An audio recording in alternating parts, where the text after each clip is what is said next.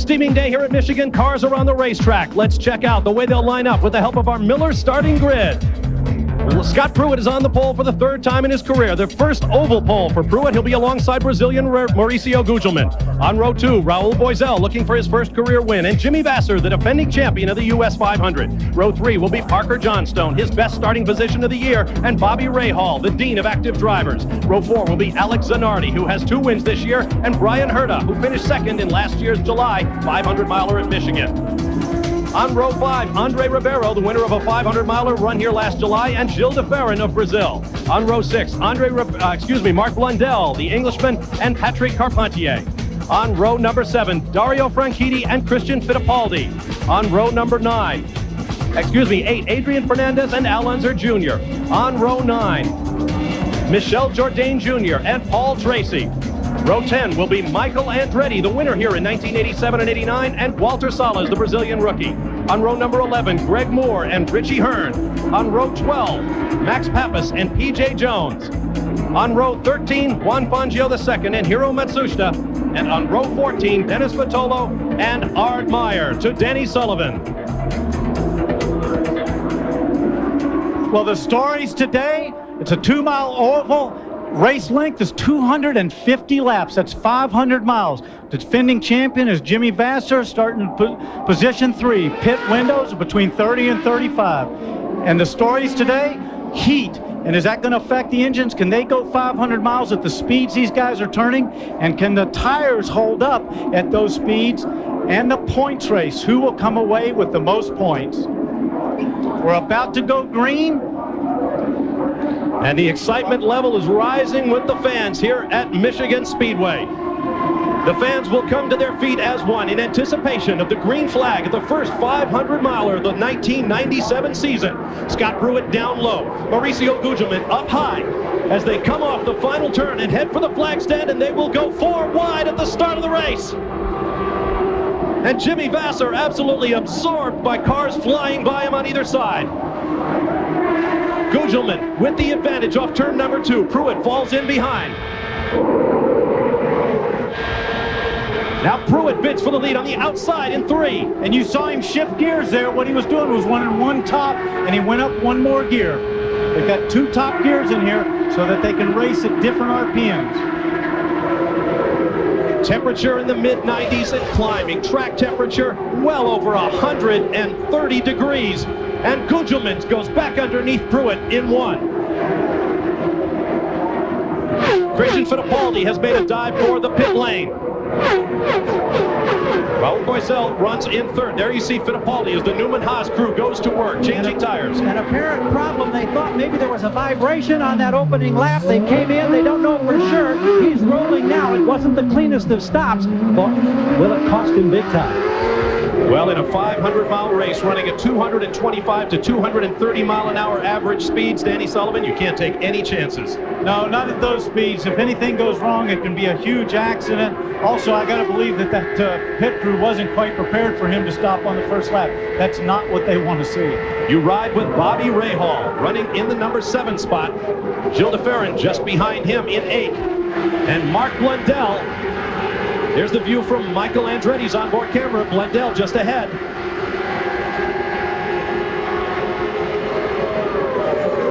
Brian Herta and now Patrick Carpentier with a noticeable wiggle up on the high side.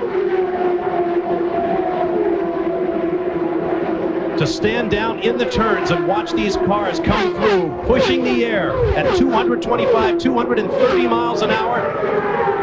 It's absolutely breathtaking. Michael Andretti in the black cars. Blundell darts to the inside but cannot pass. From a driver's point of view, to be able to work in that high groove this early on is really a blessing. That means his car worked up there. It'll also work down low. Brian Herta in black and white, running just ahead of Michael Andretti. A long afternoon of high-speed racing ahead for the field of 28. On the backstretch.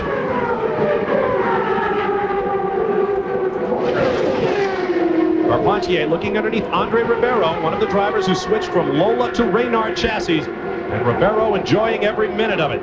We saw Carpentier's car just before working in the high groove. Now he's going down low.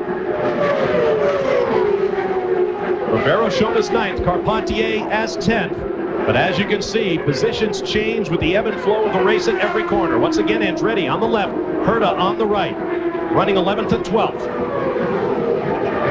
Quick update, Bob, on Fittipaldi. Apparently he had a flat spot on one of the front tires, created a vibration. That's why he came in and made the change just after the start of the race. Michael Andretti down low in the American-built Swift chassis. Carpentier with a Reynard. 5 laps complete. We'll be back with more live from Michigan Speedway. Mauricio Gugelmin leads the 4th lead in a race this year. Back in Michigan as the US 500 continues. For complete coverage of the CART PPG Cup World Series, including the latest news, notes, and results, check out ABC Sports Racing Area on America Online, keyword ABC Sports. On board with Michael Andretti, twice a winner here at Michigan. Andretti currently shown in 9th place, running all alone on the racetrack. Bob, his crew chief Tim Bumps told me earlier that they had a problem on the boost yesterday in the qualifying run, which is why they down. The valve was actually set down about 0.9 of an inch, which was about 25 or 30 horsepower. Around here, that's a lot. That's why his qualifying run was so bad and he had to start so far back. Michael Andretti now in 8th and challenging Bobby Rahal on the inside for 7th. Michael is flying. He started 19th and he is up to 7th as you ride with Bobby Rahal. Danny, you're talking about that valve problem yesterday for Michael Andretti. We have word here in the pits that Greg Moore apparently is experiencing a valve problem early as well. They're hoping that they can make a change under a yellow flag around the first pit stop. So problems for the young driver from Canada. And we have an engine let go right there. It's one Boy, that's a big let go. I'm sorry, Bob. Look at the flames coming out of that. That is P.J. Jones, whose father, Parnelli, the IndyCar legend, is here watching his son race this weekend. The yellow flag has come out, the pits will be closed, and Jones will pull his Toyota-powered Reynard to a stop just past the pit inn. In fact, I'm sure he's looking for a fire station. It's got to be warm inside the car for him. Look at him scrambling to get out, throw that steering wheel. Pulled a very smart spot right there with the fire trucks and the firemen. Pits are closed. The red signboard with the black P means no one can come in as the safety car picks up the race leader.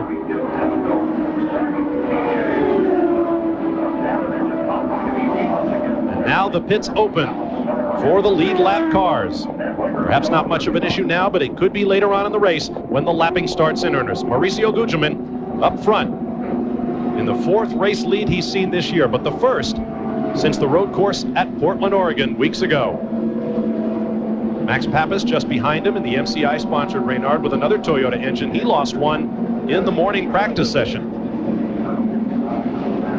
Then the Brahma Racing teammates Pruitt and Boisel, 2nd and 3rd in the race, 3rd and 4th on the racetrack.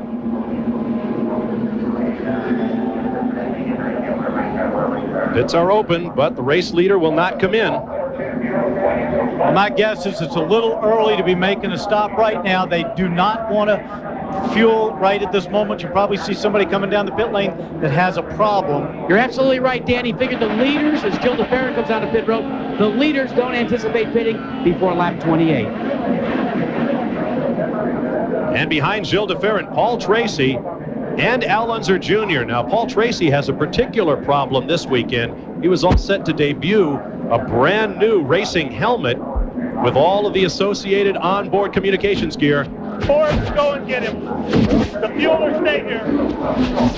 Little flame coming out of the back just behind the right rear tire, or the left rear, but right rear on your screen. Another engine bay fire. This is Greg Moore, the young Canadian who won a pair of races earlier this year. The youngest winner in series history. The CART safety team has extinguished the fire, and they will tow him on in. You heard the crew on the radio telling which members of the crew to go down to the pit lane to go and get him. We'll take this opportunity for a break and return with more live great drama at the start of the US 500. Victory after a number of very competitive qualifying performances. And some great runs on oval racetracks from high overhead. Look at the gap he's opened up over the left car of Max Pappas, the dark blue machine. And then here come the Brahma teammates, Pruitt and Boiselle. And we are back under green, and cars going 2 and 3 wide as they head down into 1. You watch the Brahma teammates.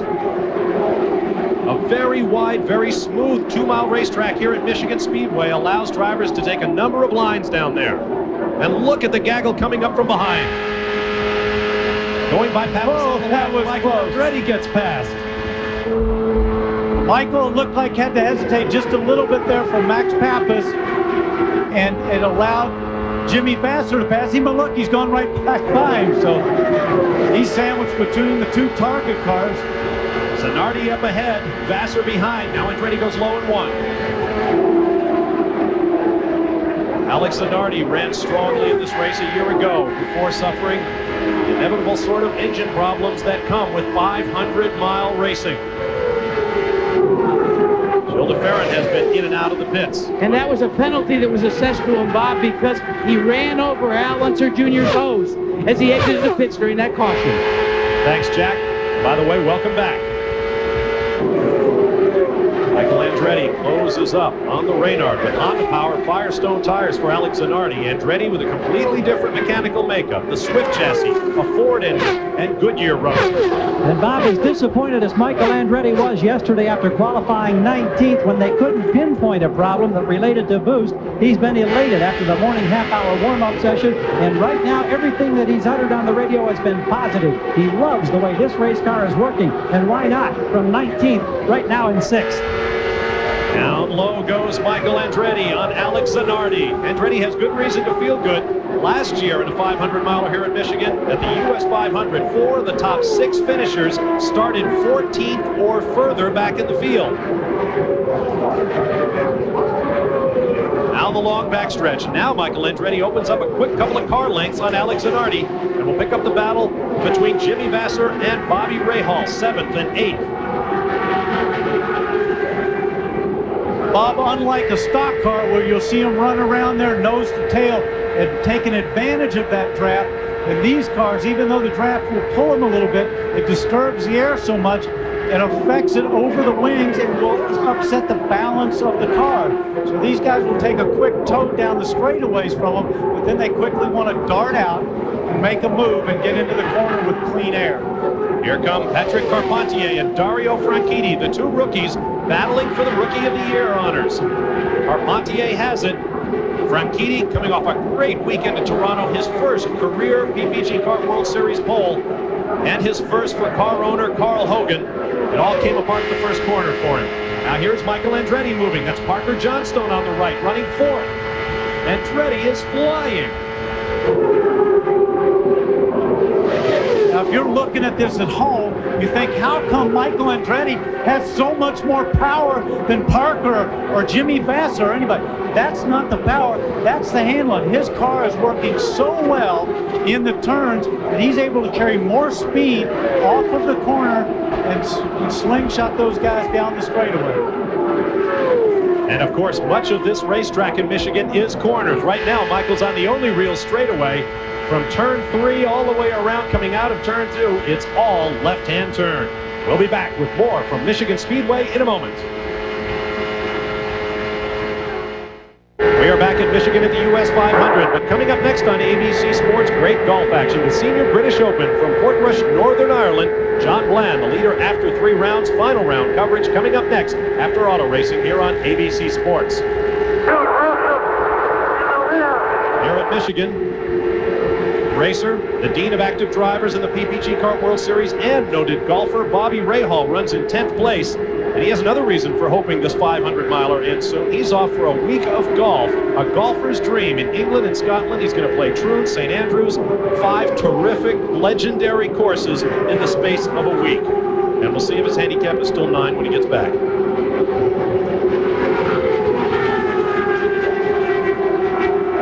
Michael Andretti continues his march to the field. Lee White on the radio. Yellow flag is out, so he'll hold his position. We're gonna debris in turn 3, we are told. Michael Andretti has taken almost 3 full seconds off the race leader in 3 laps. The car. How is the car? Not bad. 10-4, not bad. I should say so. I'll tell you what, he's the happiest guy out there because his car is working great.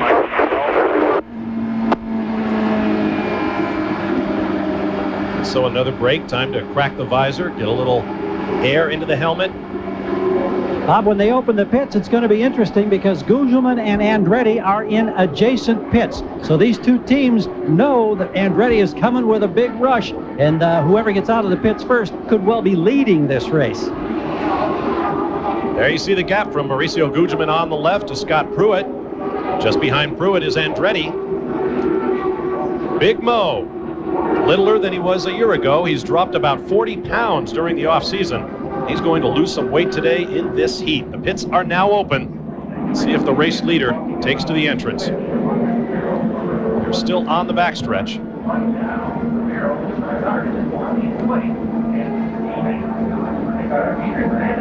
He's going to have a little tougher entry into the pits because he's just beyond Michael. So he has to get around Michael's crew and tires and everything. Of course, Michael has a more difficult exit because then he has to get around Big Mo's team to get out.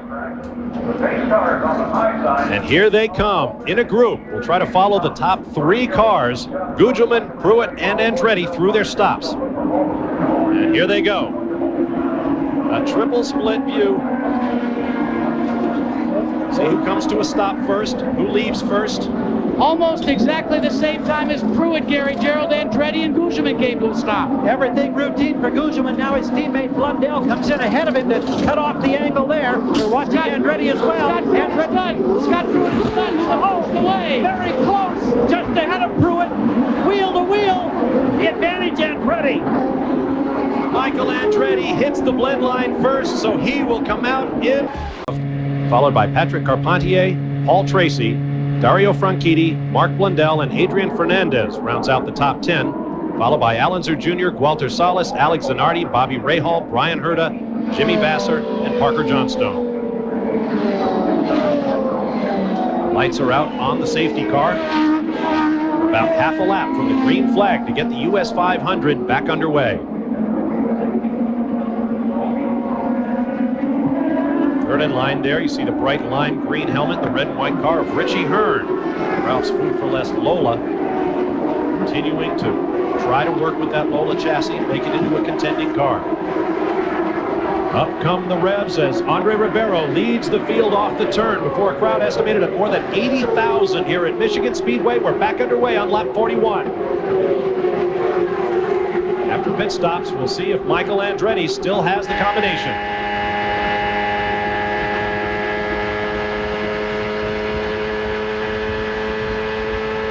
Very little steering input. Word from the pit lane is that Parker Johnstone, currently shown 17th, will be called in for a penalty.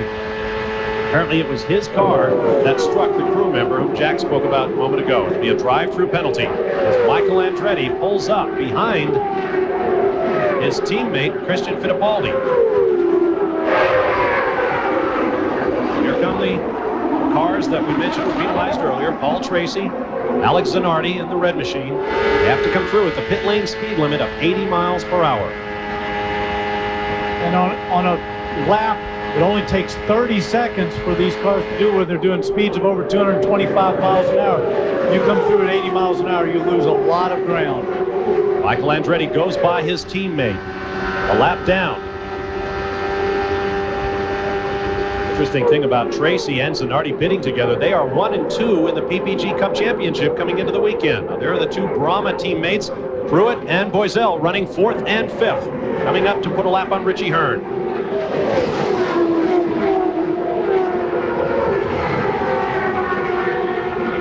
That's Dario Franchitti to the right of your screen. He is running in 6th place, just behind Boiselle. So he'll be closing up behind the Brazilian, perhaps to make a move of his own. Not bad for a rookie in his first 500-mile race. And his first visit to the high banks of Michigan Speedway. Banked 18 degrees in the turns, 12 degrees at the tri-oval, the start-finish line. and it measured out at 2 miles, almost to the foot. And you see how long they're in the corners. Straightaways are fairly short, long in the corners.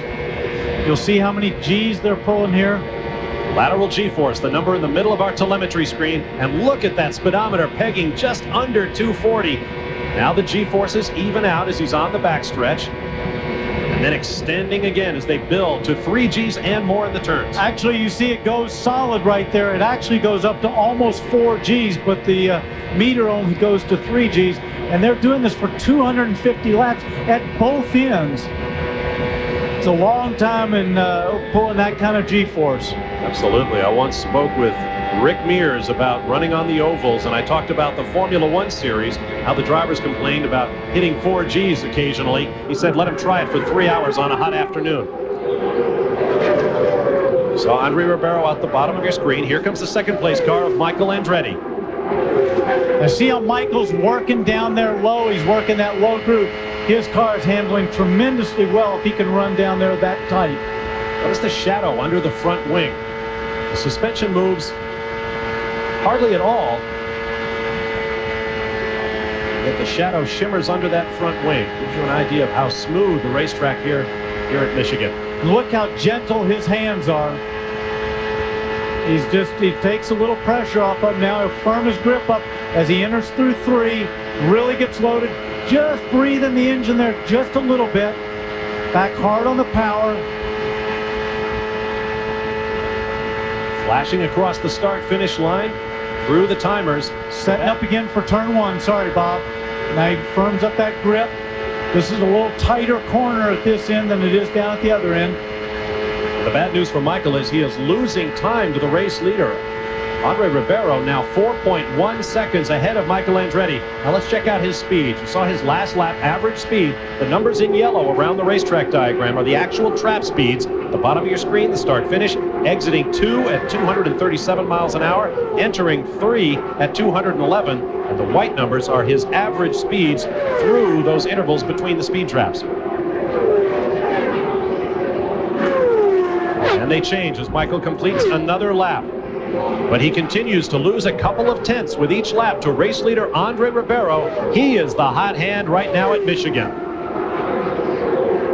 We're back live at Michigan Speedway. Bob Varsha and Danny Sullivan with you on a steamy, hot July day. There's Mauricio Gugelmin, who came into the last round of pit stops with the race lead. He presently runs in 3rd spot behind André Ribeiro and Michael Andretti.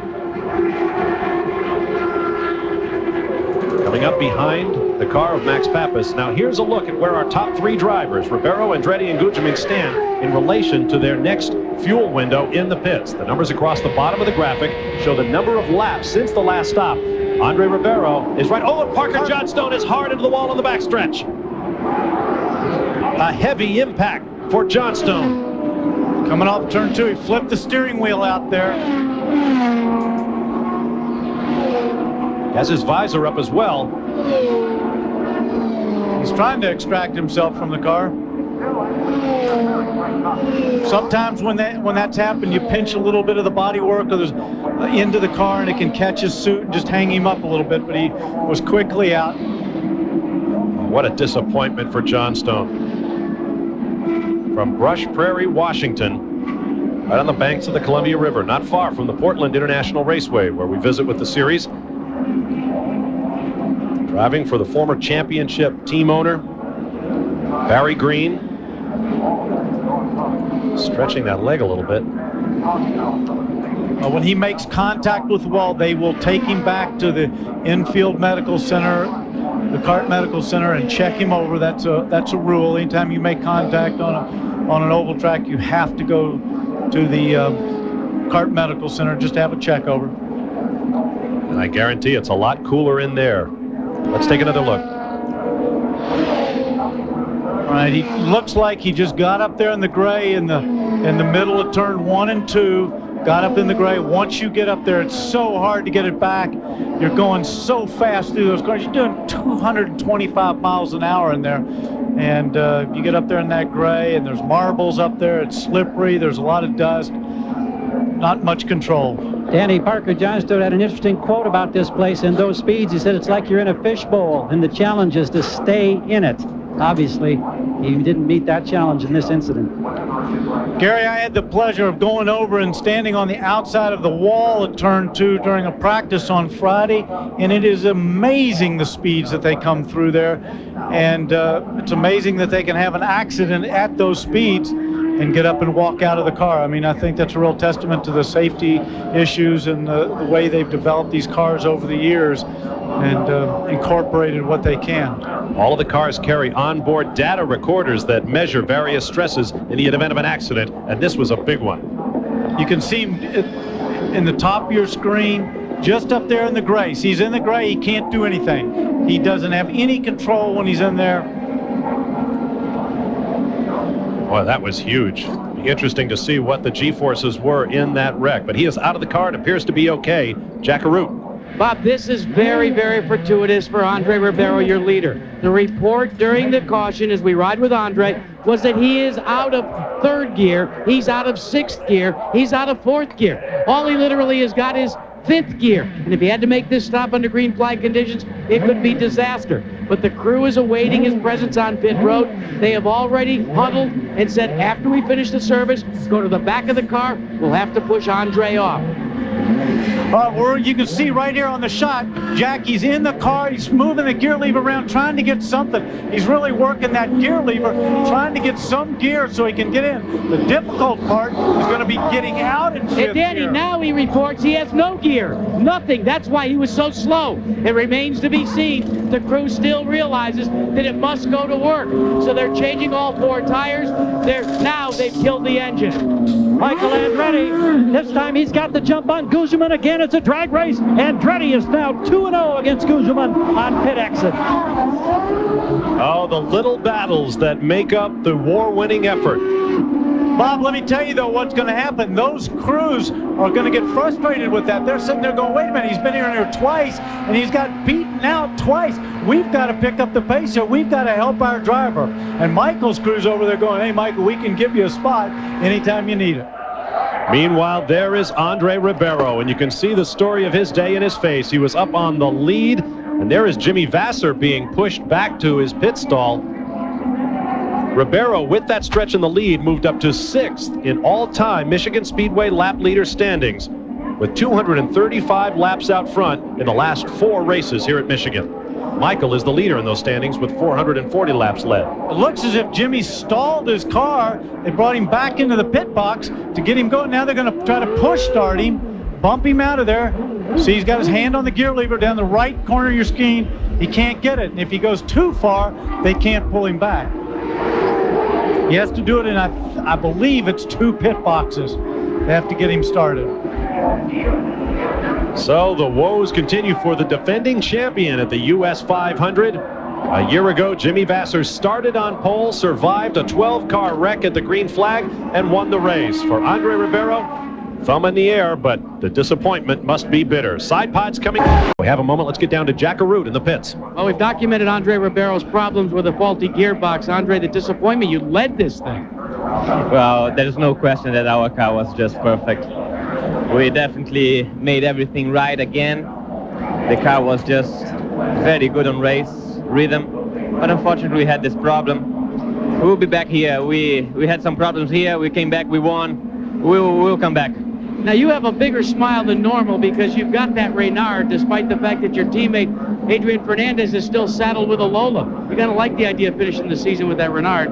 Well, for sure it's a huge disappointment when you have a good car to be able to win, and then you have this problem, you have to stop. But of course, we are able to be competitive, and this is the main thing right now for us. Well, as André Ribeiro's retired, we see that coming in, as they call dead stick, Gary Gerald, is Mauricio Guzman with no power. But let's check in with you. Yeah, we understand from the crew that it is engine failure, and so he'll be coming into this end of the south end of the pits here momentarily. Also updating the situation now for Scott Pruitt and the Brahma team. They're frankly wondering why these other teams came in so early. Their window of opportunity is still good for another 16 to 18 laps. They've elected to stay out with both of their drivers, Pruitt and Bosell. And problems for Michael Andretti. We understand that there's something that relates to the weight jacker that has got him very, very concerned. Danny Sullivan has had experience with weight jackers. Maybe you can relate to what Michael is experiencing at this point.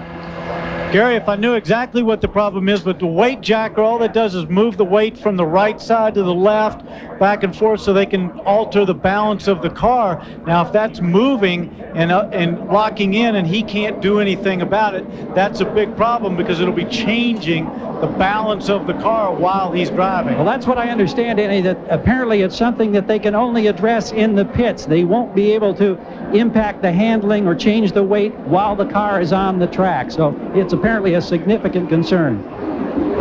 Gary, welcome to 500-mile racing. This is what Michigan's all about. This is a tough place on cars and equipment. We ride with Gilles de Ferran as he takes a gear, listening for perhaps a sour engine note. Getting word from some of the corners out on the racetrack that the engine sounds odd.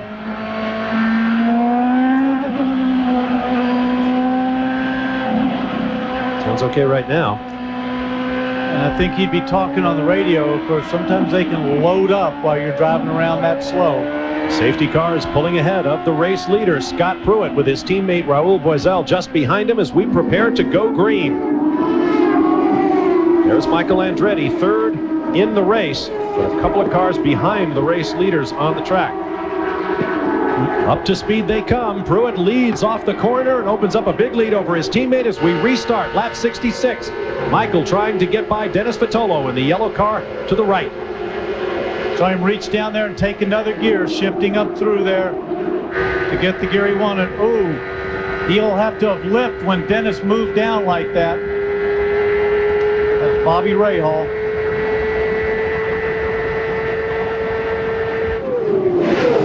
We understand car number 64 will be getting a black flag. 64 is Arndt Meyer, the young German.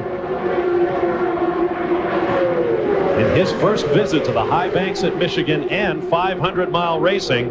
Now his penalty is for passing the safety car, and he will be docked a lap. The last thing he needs, he's presently shown 24th. And 4 laps down. He will stop for 32 seconds in the pits to lose that lap while the field goes by. You saw a slight splash of fluids out there of what was the scene of Parker Johnstone's accident, I believe. Now Patrick Compartier goes down underneath Dennis Vitolo. Mauricio Gugelmin, Bob, has refired the engine after they changed the electronic components. He now leaves and goes back on course after a long stop, but at least he's got a chance to continue to run. Now this is a battle. Alex Zanardi and Patrick Carpentier, 6th and 7th. Carpentier has not tested at this racetrack with the Bettenhausen Alumax team. So that has been an eye-opener for him as well. They've been quick off the car, right off the truck when they got here. Right now he runs in 7th. Now there's Richie Hearn. It appears he will climb out of his Lola. The frustration continues for another of the Lola teams. I spoke with John Della Pena, the car owner, this weekend. He says there is nothing they can do. They cannot change chassis now. There are simply no more Reynards to be had out there. Of course, you cannot buy a Penske. You're not likely to get a Swift this year.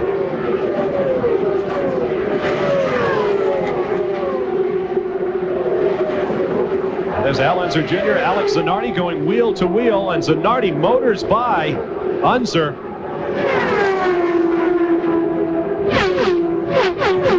Recall that 2 weeks ago in Cleveland, at the start of a 3-race and as many weekend string, Zanardi was penalized at the beginning of the race for entering the pits while they were closed. But he topped off his tank, got ahead on pit stops, and somehow came from dead last in the field to win.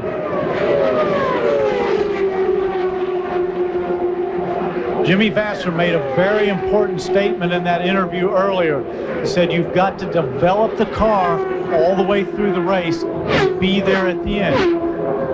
You can have a fast car in the early part of the race, but you have to stay on the lead lap for the first 400 miles and be there at the end, be able to race that last 100 miles with a strong car. We are a long way from that point. A lot of racing still to come. We'll be back after this message and a word from our ABC stations.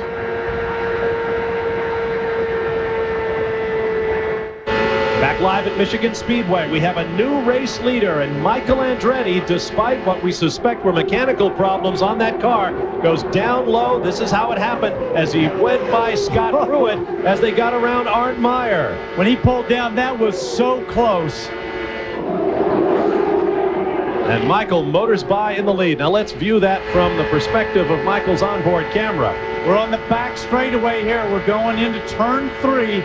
He's going to pass him coming up 4. He's down there low, has to lift. Scott's down there, moved down a little bit, now side by side.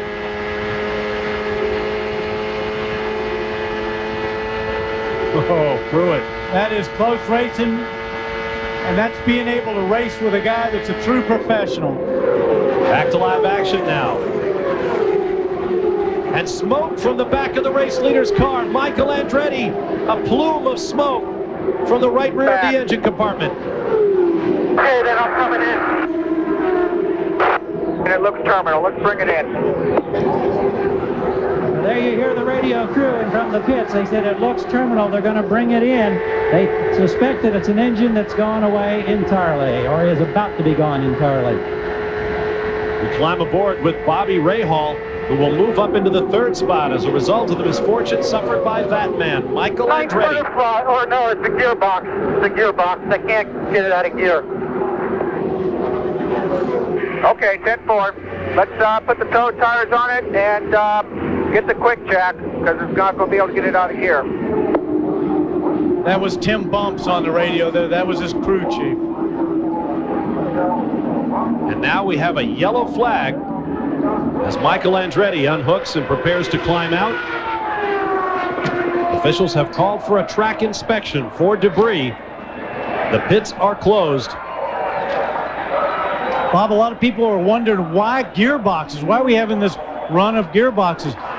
Because they don't shift that much except to get out and get up to speed. But once they put it in that gear, there's a tremendous amount of load that goes into that gearbox where they're pulling 4 Gs in the corner. They're on the power almost flat out the whole way around that. All of that going into those gears, that's tough on the box. Pace car heads for the pit lane. Off the turn they come, and Dario Franchitti, who did not stop under the yellow flag in our most recent round of pit stops, assumes the lead at the US 500 on lap 86. Bobby Rahal runs 2nd in the blue and white machine. Alex Zanardi is 3rd, Scott Pruitt 4th, Patrick Carpentier 5th. So our 2 contenders for the Rookie of the Year are 1st and 5th in the race. There you see Bobby Rahal, and then Zanardi. The blue car, Max Pappas, his laps, several laps down. Top 3 right there. Excuse me, that's Cristian Fittipaldi up first. Then Bobby Rahal running 2nd behind Dario. There goes Dario out the top of your screen. The view from Cristian's car as Bobby Rahal motors by.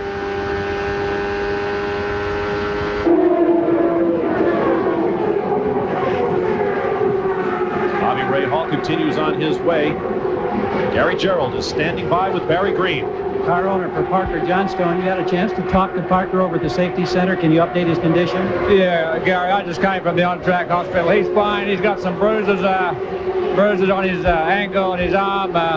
Took a pretty good whack to the head. A small cut above his eye. We had a right front tire go down. We must have cut it or something. Went down pretty quick, and the tire came apart. And the tread of the tire came up and took his visor off and just cut him a little bit. He's fine. He's out of the hospital now, and car's hurt pretty badly, unfortunately. Thanks for the update. Jack? Well, Gary, we've got Richie Hearn overheating, put you out of the race, Richie. How frustrating was this day for you? Well, it's quite frustrating. We've had a lot of bad luck, especially the last 3 races. We've gone out early, and unfortunately, the car seemed to work good right at the beginning, but then it started to deteriorate, and it started going really loose on me, and then we had an overheating problem, which is probably for the best, I guess. Now, for our viewers, you're still saddled with a Lola chassis, but we understand that John Della Penna may have located a 1996 Reynard. What's the story?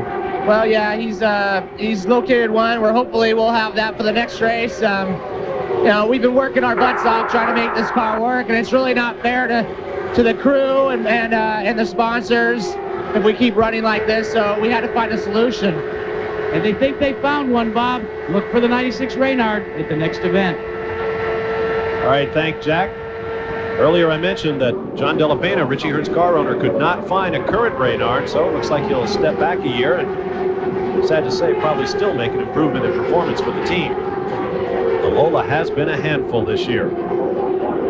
I talked to the guys at Reynard, and they said the problem was he wanted to build a car from spare parts of 1997. They said the problem is if we sell them those parts, then we've got no parts for our regular customers who've been with us all season long if something goes wrong toward the end of the season.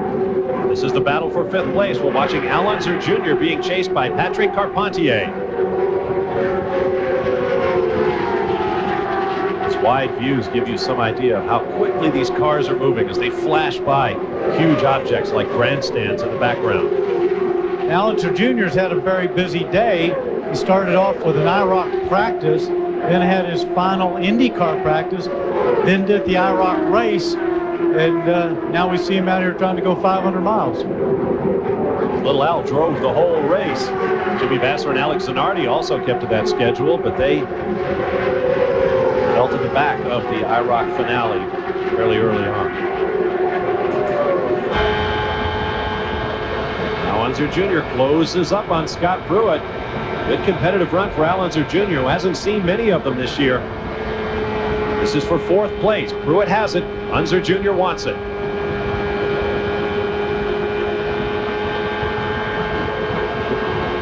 But from that camera perspective, it certainly makes the track look rough.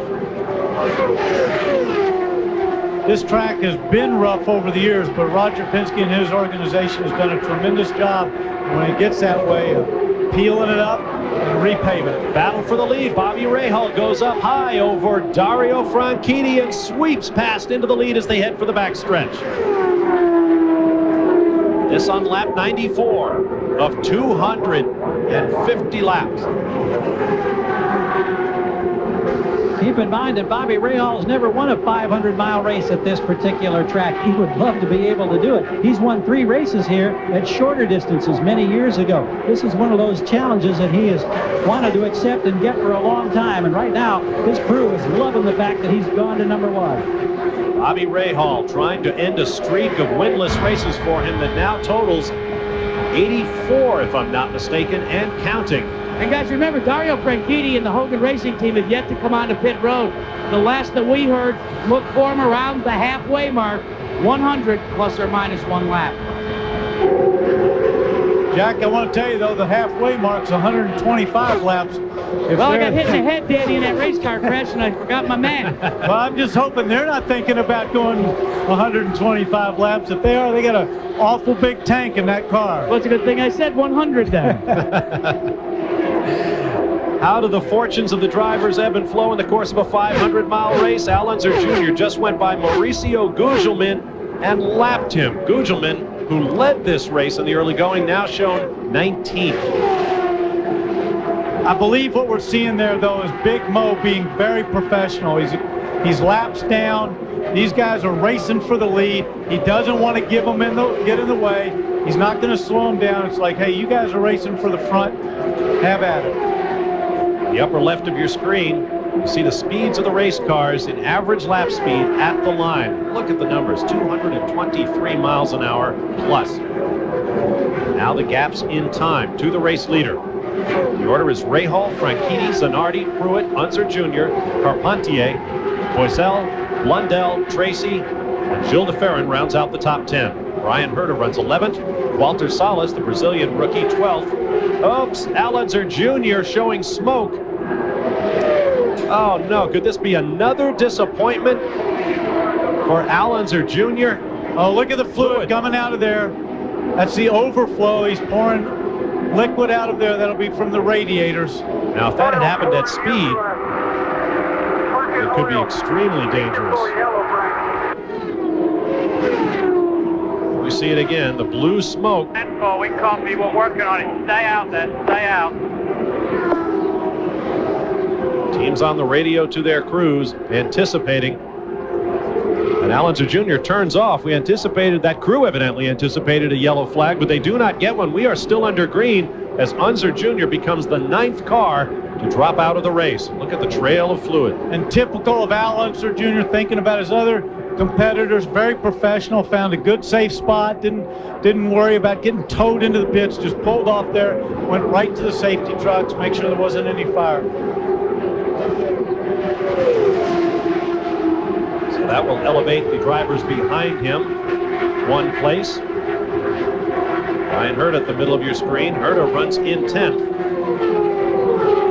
At this point running just behind Cristian Fittipaldi, but they are not battling for a position. Fittipaldi is 12th.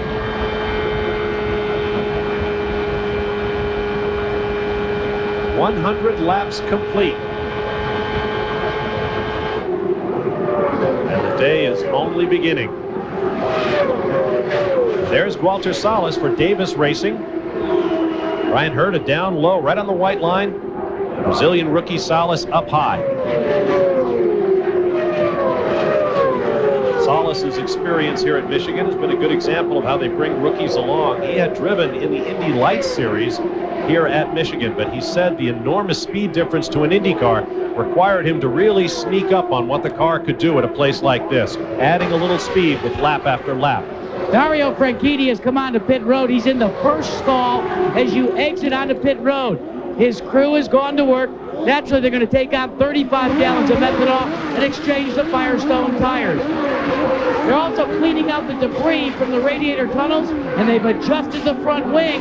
But the crew member, one crew member had made an adjustment downward, and then a second crew member did it, and they've stalled the engine. They've stalled the engine. Now they're going to have to pull it all the way back and put the upward starter back in. This is a tough break for Carl Hogan and this team. Jack, of course, one of the biggest problems, this is under a green flag situation, so he's really losing ground. And Danny, I think his problem is in the gearbox. There's something wrong with this gearbox as well. You can see the disappointment on Carl Hogan's face as they roll his car back one more time. The Scotsman Dario Franchitti, I believe, is done for the day. The way that crew was walking, Jack, they looked awful dejected. To the battle for third place, Scott Pruitt in the bright yellow and orange machine to the left of your screen. Patrick Carpentier to the right, driving for Tony Bettenhausen.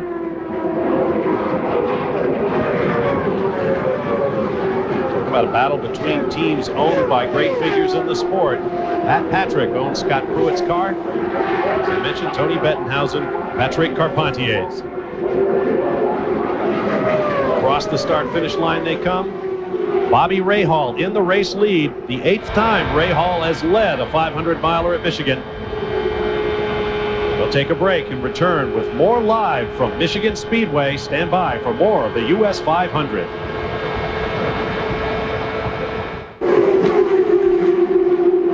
Good view from high above Michigan Speedway.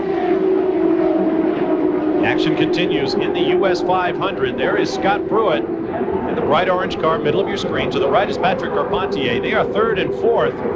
While we're away, they have gone wheel to wheel for a couple of laps, and Carpentier is still right there on Pruitt's gearbox. Going by Juan Fangio, one of Dan Gurney's Eagles. Reynard Chassis from All-American Racers, Toyota Power. His teammate is already out of the race. Big-time engine meltdown. Tell you, running alongside Patrick there, he didn't look like he was that slow, that Toyota Power. Cristian Fittipaldi goes out the bottom of your screen, then Pruitt. Bobby Rahal leads the race. Alex Zanardi 2nd, Scott Pruitt 3rd, Patrick Carpentier 4th, then Raul Boisel, Mark Blundell, and Paul Tracy. Up and around Cristian Fittipaldi's Swift goes Scott Pruitt.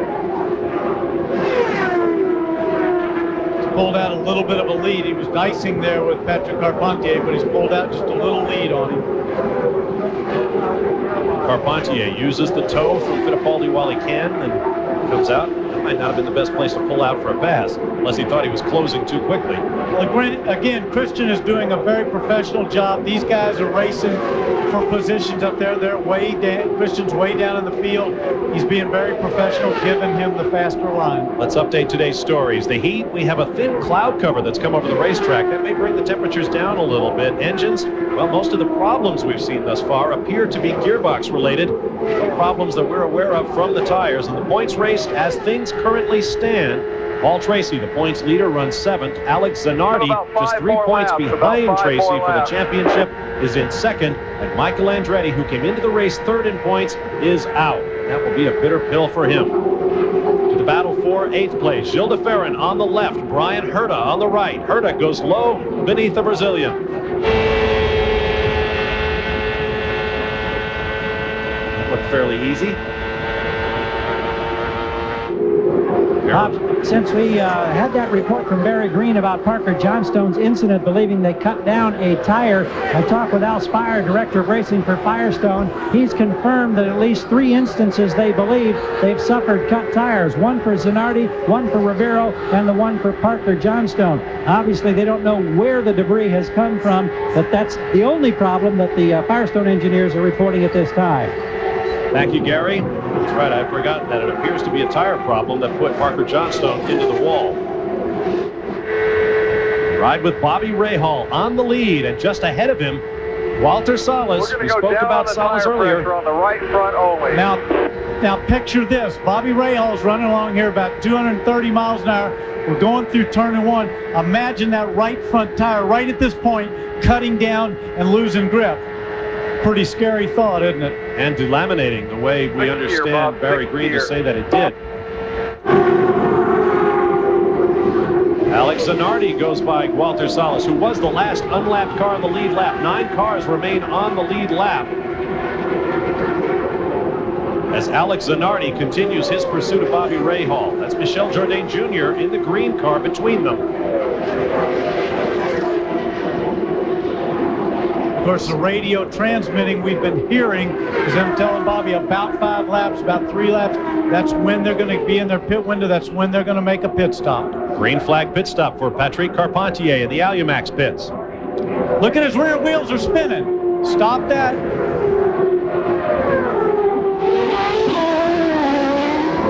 And he heats them up like a marshmallow. It's Patrick Carpentier, who had no testing at this racetrack with the Bettenhausen team before they came here this weekend, but they have been hooked up and running hard. While up front, Bobby Rahal continues on his way with a green flag stop, it would appear, in his future. Hear the engine tone change there where he just breathes it going in. He's going to come into the pits. See the glow in the right front tire every now and again. We saw just a little glow. I don't know if anybody picked that up, or just the brakes were lighting up a little bit there. Because don't forget, they're stone cold. He's been running around at 225 miles an hour, never touching them. There's a good view at something Bobby Rahal probably wants as much as he wants fuel and tires, a cool drink. We'll watch for that wing change up front. Keep the revs up. Haven't seen it. Gone. 12.5 seconds. Pretty good action here. Stop, Bob. Stay under the line. Stay under the line. Coming through the tire smoke, the launch of another car ahead of him. They also said stay under the line. That's the yellow line that you see right there. He can't get above that line or you can suffer a penalty. The track is marked where the drivers are allowed to move up above the line. Scott Pruitt is in. Jackaroo. And Scott Pruitt pulls in very, very sharply to the service of his crew. Now, they've been talking about how they should exit because they're expecting Alex Zanardi to be pulling in as he pulls away. They're making a wing adjustment in the front of the car, and Pruitt is away in 13 seconds, and we're still waiting for Zanardi, but Raul Boisel, his teammate, is having problems. And here comes Zanardi. Boisel having gearbox problems, not getting in, almost collides with Zanardi. Zanardi's team goes to work. The Target Chip Ganassi team, they are still in the hunt for this. As in the meantime, directly behind Zanardi, the Boisel team has retrieved their car, and they're going to push him back in 11.3 seconds. Alex Zanardi is away. Boisel, gentlemen, is still here. Big problem problems for Raul Boisel, and just behind them, we almost had a collision between Walter Salas and Brian Hurd in the pit lane. Salas had to lock up the used tires he was on in order to get into his pit stop without hitting Hurda. Bob, I had a ringside view of that one, and literally there couldn't have been more than 2 inches max between those wheels and making contact between Hurda and Salas. Meanwhile, Alex Zanardi beat Bobby Rahal out of the pits on that exchange of pit stops, and Zanardi assumes the race lead on lap 121. There is the gap. Zanardi is the red car. Rahal trails. That is Gilles de Ferran. Zanardi is going around. De Ferran shown as 8th in the race, and the problems continue for Raul Boisel's crew. More gearbox woes here at Michigan. Crew working in the cockpit as Boisel shakes his head. We'll take a break. We'll be back to Michigan after this message and a word from our ABC stations.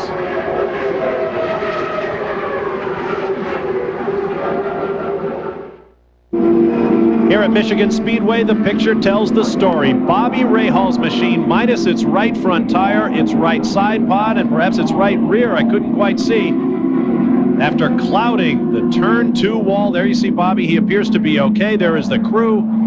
All that's left for them now is to pack up and perhaps go support their teammate, Brian Hurda, who runs 7th here at the US 500. Here's what happened, Danny. Bobby's in the right of your screen, blue and white. He's going in. You have a slower car right there. Bobby's coming around high. He had to lift, and he lifted. When he lifted, he got up into that gray, and there's nothing you can do. It's just like what happened to Parker. Parker cut a tire down. But see how the yellow and white car has moved up, and Bobby had to go just a little bit higher, got up in that gray, and there was nothing you can do. It's just so slippery up there. From on board Bob's car. Okay. That yellow car in front of him was Dennis Vitolo. He's going around him on the high side. See how he had to lift right there. Amazing how these cars run out of that downforce, run out of grip. Bobby. It's so tough, too, for guys in the slower car, because the reason they're usually going slower is their car's not handling very well, and they're out there trying to hold on and just stay out of everybody's way. Moves up a little bit. Let's check that out again in slow motion this time. Dennis Vitolo in the yellow car. Bobby Rahal, see him just get up outside of that dark line, which is the groove, and get into what they call the gray, and there is nothing you can do. You get up there, it's like being on the marbles. It's just no control. It's like driving on sheet ice up there. Bobby and Danny down here with the crew. They just had their first opportunity to look at this, and the visible wincing and the exclamations when they saw the replay, which normally we don't have access to down here. They were just stunned at the impact. We talked to Tim Cindric, who's on the radio with Bobby. He said only Kart Radio has told us that he's okay. He had nothing else to say on the radio as he exited the cockpit. Now, Parker Johnstone had a very similar crash earlier in the race. Jack Arute is with him. Parker, you can certainly relate to what just happened out on the racetrack with Bobby Rahal as we look at a giant bruise up on your left part of the upper forehead. Now, what caused that? Well, first of all, I've got to thank CART and PPG and their rules committee, and especially the people at Reynard, because we had a failure at 230 plus miles an hour, and I went pretty, not headlong, but a really good shot into the wall, and I was able to walk away. This was from the right front suspension penetrating my helmet, and I think if it weren't for the Bell helmet that I wore, I wouldn't be standing here talking to you right now. Parker, let me ask you a question. We're seeing a lot of gearboxes, especially on the Renards, beginning to fail. Can you isolate as to maybe what's causing that? Well, we had a failure actually earlier in the week, and we've got a gearbox specialist who's one of the best, and from what I understand, it's been going through the Renard teams. We seem to get it solved, and then a long period of time goes by, and all of a sudden it fails again. So they don't know what the problem is specifically, but it's like the wheel bearing failures that we've had in the past. I know the guys at Renard and all the gearbox technicians in the paddock area are hard on it. Take your hat off for a second. We want to show you where the suspension penetrated the helmet. And the funny part is Parker said, you know, I figured that I maybe had gotten my bell rung so bad that I was going to come out of the hospital and say, you know, I want to thank all these people at Daytona International Speedway and the Daytona 500 because I just won a Winston Cup race. You really got your bell rattled, didn't you? I really did. And I tell you, if it weren't for the prayers of my friends and family and fans, I don't think I'd be standing here. Tell you what, it's good to see him, and it's good to hear that things are so far so good with Bobby Rahal. Jack, this goes back to what I was saying earlier. We showed that in-car on Bobby Rahal's, how fast they're traveling through that turns 1 and 2, and if something goes wrong, it's amazing to me, and I drove these cars, how much they'll take. A real tip of the hat to CART and their safety crews. There you see Bobby's car being taken away. Here's a look at our race summary. Just past the halfway mark of the race, Alex Zanardi, the leader. The green race average, 217.676 miles an hour. 7 leaders, 8 changes through 5 cautions, 38 laps under caution, 11 cars out of the race. The record for fewest finishers here at Michigan is 7, 3 times, 1986, 1991, and 1994. You see the cars out of the race, many of them due to gearbox problems, a subject Jack brought up with Parker Johnstone. For Bobby Rahal, only his 3rd DNF of the season, and Cristian Fittipaldi has spun onto the grass. And look there, his right rear wheel and tire are missing. There it goes. What in the world happened there, I wonder?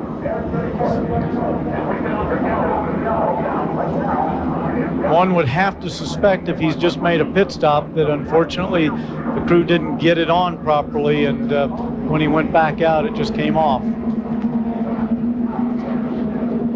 So another reason for our 5th caution of the day. Bob Varsha, we've got another gearbox problem that's claimed another victim. Raul Boisel has just climbed out of his cockpit, and they are having the same problems. And in fact, he's coming toward us right now. Raul, any explanation from your crew? You talk with your engineers here about this gearbox problem that now seems to be sweeping many of the Renard teams. It is. Everything was running fine. I, was pacing myself. We made few changes in the car during the stops, get better. It was a clean pit stop, everything. As soon as I put first gear, come out, something broke. Tell us about the conditions of this long day on a very hot day while you were out there when things were going good. Like I said, I was pacing. My Broma sports car was running perfect. I was comfortable. Traffic wasn't too bad, so was looking for a good finish. Well, unfortunately, it didn't happen. Thank you, Raul. Jack? Hey, Gary, one of the great things, though, about being a teammate is no sooner did Raul's car fail than they dispatch somebody over to the other Patrick teammate, and that, of course, being Scott Pruitt. What they've determined may have been the difficulty in Boisel's gearbox is the fork, Danny Sullivan, that moves the gears in and out. Specifically in Raul Boisel's, the 5th gear fork. They've been on the radio back and forth to Scott Pruitt, and they're saying, look, we might have to run the rest of this race without jamming it back and forth between 5th and that overdrive gear, so keep appraised of it and be careful. We saw the tools arrayed on the rear wing of Raul's car as it was pushed away. The crew worked on it for a time to try to get that gearbox to work. Scott Pruitt flexing his hands in the cockpit, getting set for a restart. 16 cars remain running unofficially. As the kart safety team continues to work, there's the scene of Fittipaldi's slip off the racetrack on the left. So we will be under caution for a few more moments as the field continues to form up for the restart. Patrick Carpentier now shown as the race leader, with Scott Pruitt 2nd, Paul Tracy 3rd, and Brian Herta 4th. As the work continues, there's Cristian Fittipaldi back after that horrifying crash in Surfers Paradise, Australia back in early April. So he's coming out of the pit. See the car wiggling around. He's got something wrong. He's radioed down. He pushed the button down there at the bottom. Radioed around. Whoa! Just lost a tire. Bounced right over the top of the car when it spun around. That was incredible footage. That's Dr. Terry Trammell right there on the right-hand side. Unfortunately, he's the guy that's put a lot of us back together. And Danny, remember when you watch the replay, think about this. You talked about the fatigue of drivers. 500 miles in the heat and the humidity here on pit road. Fatigue can take its toll, and you can make a mistake, that kind of mistake, on pit road. Well, Cristian Fittipaldi lost that wheel and almost wound up wearing it. What a moment. Precision Preparation Racing. Archiero Wells team. What do they all have in common? They're all powered by Toyota engines, and all 3 of them are in the points right now here at the US 500. First time this year that's happened for the Toyota-powered cars. The safety car is off. We are ready for a restart on lap 140. The race leader, Patrick Carpentier, driving for Alumax and Tony Bettenhausen. And Paul Tracy is on the move from third. Patrick Carpentier, for being a rookie, he made a great restart. Look at the gap that he's got. He anticipated it perfectly, took charge. He's got a nice, comfortable lead. Behind him, Scott Pruitt, then Paul Tracy, then Brian Herta, Alex Zanardi, Mark Blundell, and Gilles de Ferran. The 7 cars on the lead lap. Let's not forget Paul Tracy went all the way back to 18th spot after that drive-through. He had to make the penalty in the pits. He's back up to third. Driving with the helmet he did not intend to wear at this super speedway event. Paul Tracy is charging forward, a winner in 3 consecutive races earlier this year. Still seeking Roger Penske's 100th career victory in the PPG Kart World Series. Bobby Rahal is out of the race. He's with Jack Arute. Good news first, Bobby. Physically, you're okay, but tell us what happened. Just lapping Vitolo, and he, you know, I guess he didn't see me, or he just started to move up a bit, and I was, you know, coming up to lap him, and I just got a little bit. I'm always on a high line anyway. The car was quite good up there, and he just moved me enough that it got me into the marbles, and as I said, that's all she wrote. Now, your injuries, you bruised your hip over on the right side. That's about the extent of it? Yeah, it's a real testament to these cars. I mean, I hit a ton. I mean, just cleaned the whole right side of the car off, and, you know, here I am. I'm going to Scotland tonight to play golf tomorrow with my friends, and that's a real testimonial to these cars, how strong they are and how safe it is. And you know what, guys, I can hear it now when he shanks one, you know, ow, my hip, oh. But seriously, it's good to have you not only out with the racing okay, but see you run as well as you did today, Bobby. This is good for at least a few strokes, guys. Bob, we'll still be watching that handicap when he comes back. The battle for 4th between Bobby Rahal's teammate and protege, Brian Herta, running with Alex Zanardi, and you see how the time has increased and decreased as the laps go by and they deal with traffic. Up front, Scott Pruitt goes high and goes around Patrick Carpentier. Carpentier's got a problem. I don't know what it is, but he has slowed drastically. That is a problem. Only the 2nd race the young French-Canadian former speed skating champion has led in his PPG Kart World Series career. The other was on the oval at Gateway earlier this year. And now the battle for the lead is between Pruitt and Tracy. Across the line they come, down into turn 1 at 220 miles an hour or so as Carpentier takes to the pit lane.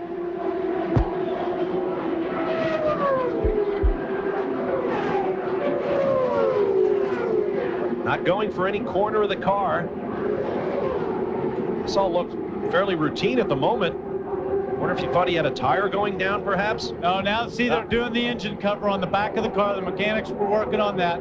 But their standard deal, fuel it, change the tires, because if they find the problem, then they can shoot back out and get back in the race.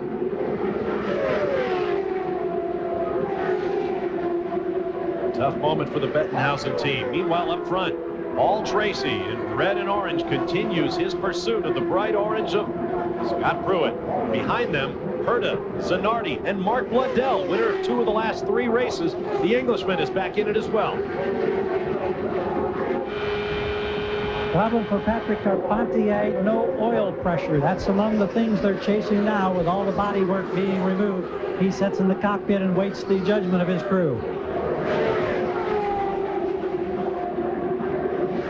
Zanardi under Herta, wheel to wheel, so close together at such incredible speeds. What a battle. This is for 3rd place. Zanardi will try again.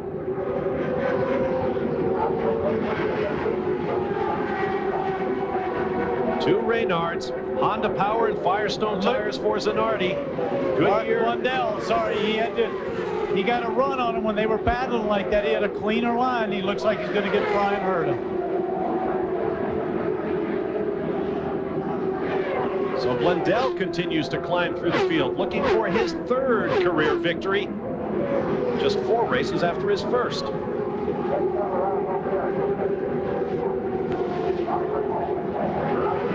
We're here with Cristian Fittipaldi, and Cristian, it was a pit miscue, correct, that cost you that tire? Yeah, it was a pit area, pit error. the wheel came off, and fortunately enough, I was going very slow on the apron. I was just exiting the pits. It happens. Like, there's not a lot you can say. Today really wasn't like a great day. We were running 9th, but we were 2 laps behind. I think if I had lasted the whole race, probably I would have finished 4th or 5th, something like that. Tough break for him, guys. Remember, this is the first time that he hasn't finished with any points in a 500-mile race. All right, thank you, Jack. Continuing with the point about tires, 3 Firestone cars, 3 Goodyear cars in the top 6 right now. Bob, not only that, we have 3 different engines up in the top 3 as well, with a Ford, a Mercedes, and a Honda. Mercedes, the biggest winners on the engine front thus far this year with 7 victories.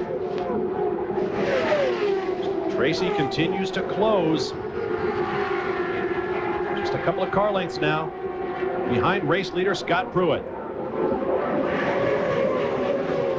Now slower traffic ahead. Pruitt goes low. They instruct the drivers to hold their line as they're being lapped. Paul Tracy, meanwhile, up high, down low, any way to get around the slower cars. But you will see when he went up there high, he had to lift off. He lost some momentum. Look at Zanardi on the outside. That's a red car taking a run down the inside. The lapped car of Arnmeyer goes first, and then Paul Tracy running second is taken down by the Italian Alex Zanardi, who moves into 2nd place. Guys, consider the efforts of Paul Tracy, though. He is driving right now with no dash and no onboard telemetry. So his crew is flying blind, and Paul Tracy is flying blind as well. And right now he's giving up lots of ground to the man who is chasing him just 3 points behind for the championship. Alex Zanardi has pulled ahead of Paul Tracy into 2nd behind Scott Pruitt, the race leader. That pass, though, came around because of him trying to lap slower car on the outside. He had to back off of it. He lost momentum. Alex Zanardi stayed in the throttle and had the momentum going down that back straight.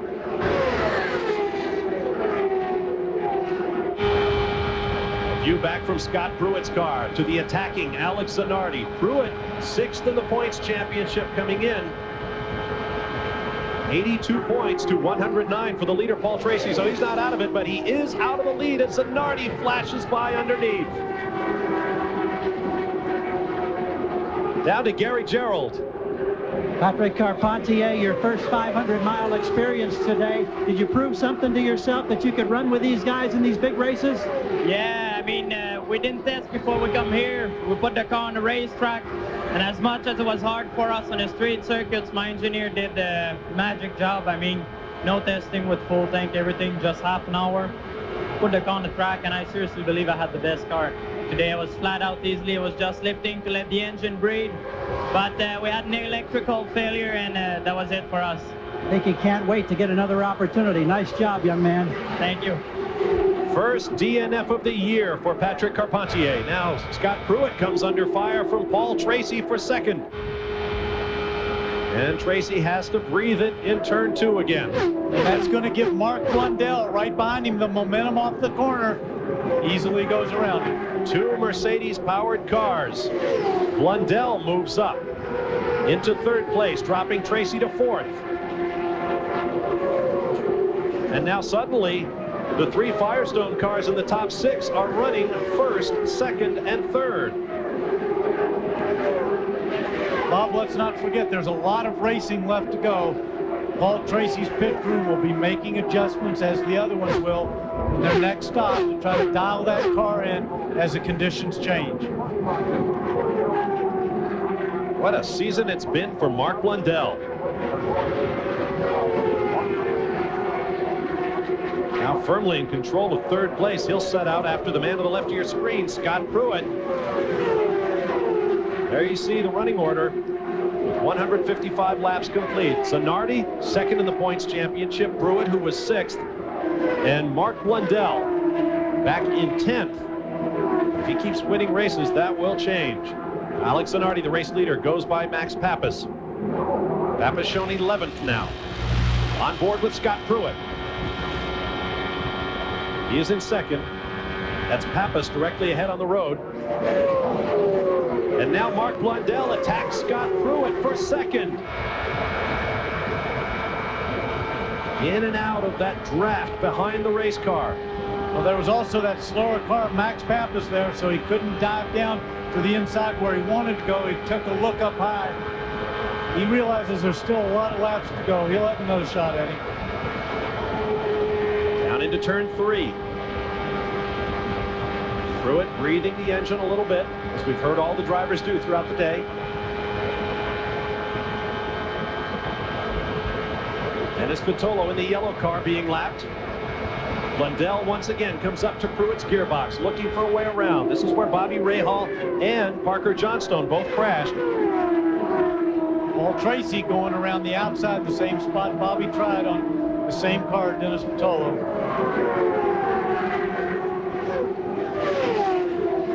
Crew is ready for Paul Tracy, Bob. They just laid out. He'll be scrambling in under this green flag situation, so he's going to lose more ground to the leaders.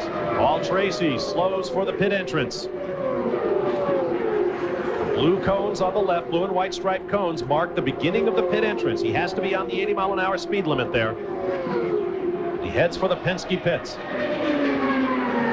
When you've been driving around at 230, 240 miles an hour, 80 miles an hour feels like you're stopped. Tracy is in here now, Danny. Remember, no telemetry. That means that they can't monitor a lot of the safety factors, but they have radio communication, so they were able to get him in. He makes it out of here in about a little over 14 seconds.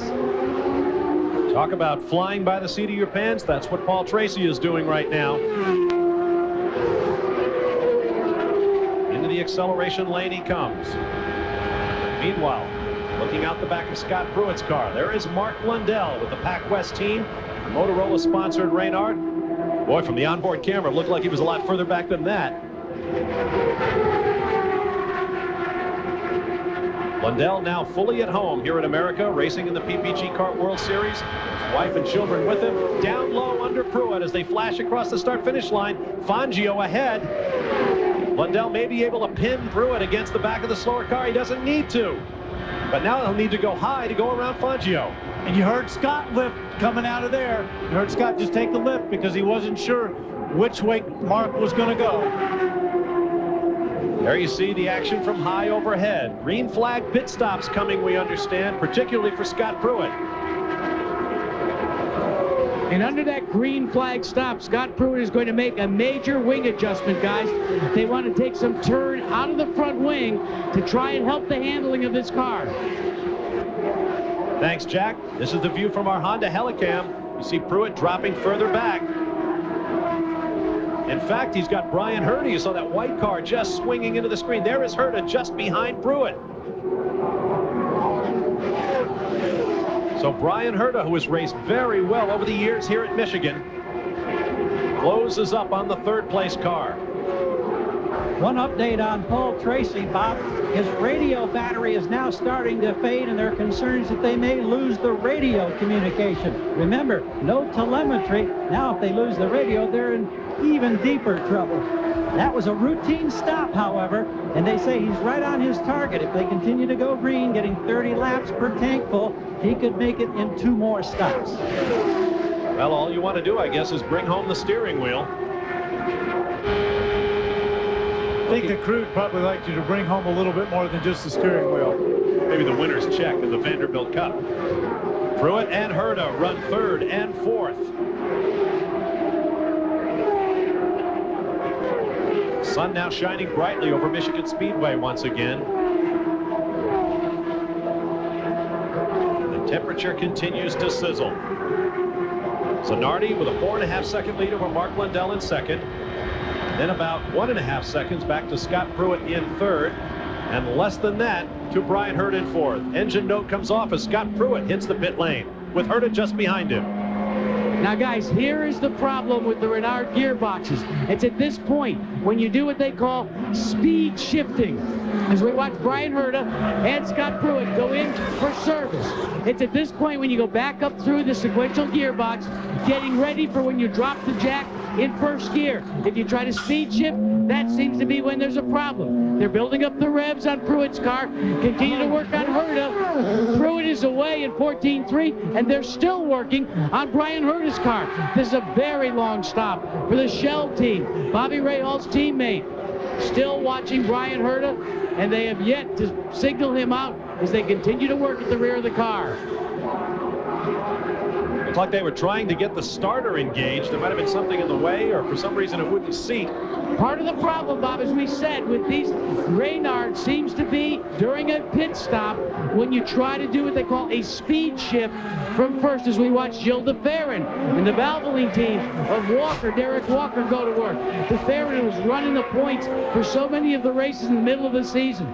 Taking a wing adjustment. I'm finding all the drivers making a front wing adjustment, and he's gone. So quick, green flag stops, guys. More than 36 seconds stationary for Brian Herta. And that is a big problem for the young driver from Ohio. The action continues here at Michigan. We'll be back after this message and a word from our ABC stations.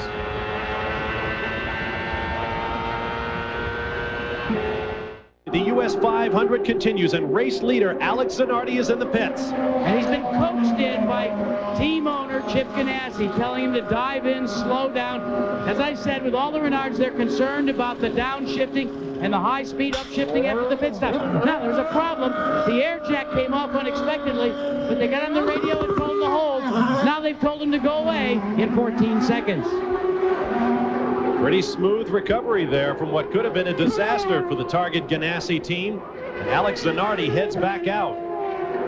While we were away, Mark Blundell made a 13.6-second pit stop at the Pac West position. You know, guys, we looked at Alex Zanardi's pit stop. You saw that the jack went down unexpectedly. Now, some teams like to let the jack down before the fueling is done so that a driver in anticipation won't pop the clutch and spin the tires. That was not the case in this time. Actually, they were getting ready to pull it out. He was probably a second to a second and a half premature, but they were quick on the radio, told Alex to hold. Then, when they were ready, they told him to go. Jack, we update that stop for the Pac West team. Blundell got routine service, made no visible changes to the setup on the car in 13.5 seconds. His teammate, however, Gugelmin, came in after cutting down and blowing a left front tire. He kept it off the wall remarkably. They gave him fresh rubber. He's gone, but I mean, he shredded that left front. Close call for Big Mo. Another problem in turn 2. That looks like Scott Pruitt.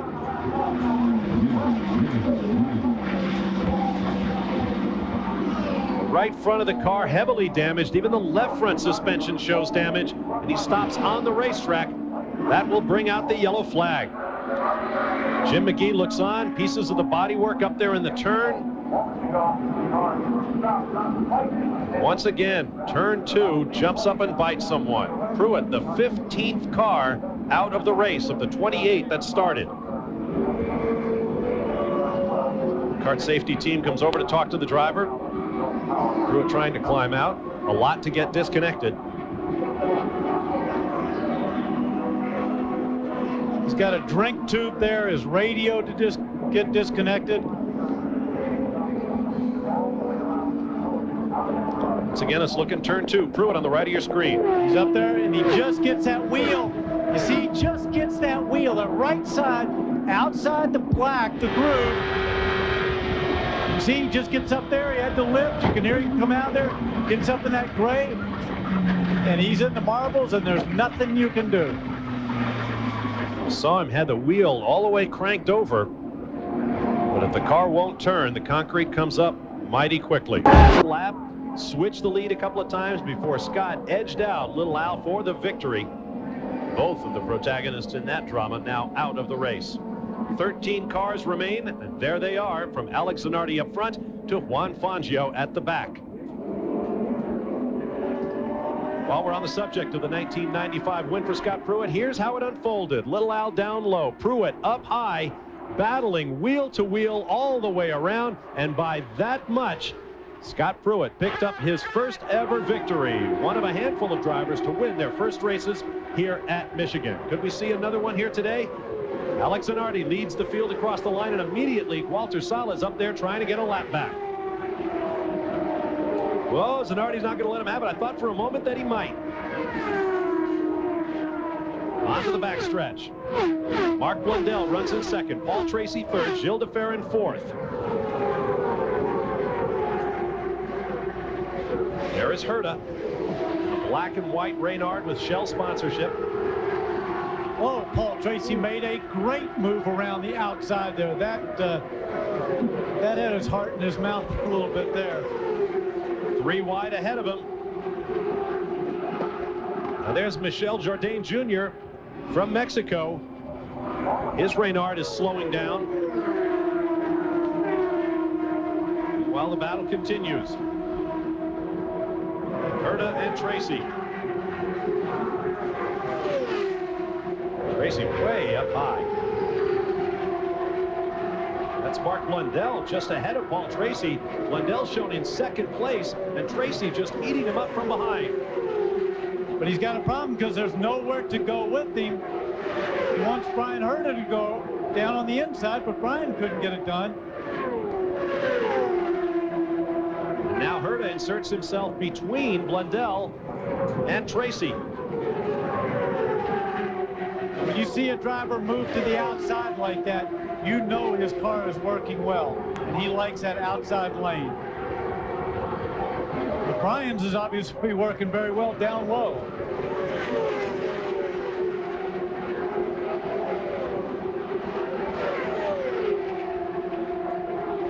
There's the view from our Honda Helicam. Paul Tracy, now having dealt with Brian Herta, will try to make up ground again on the second place car of Mark Blundell.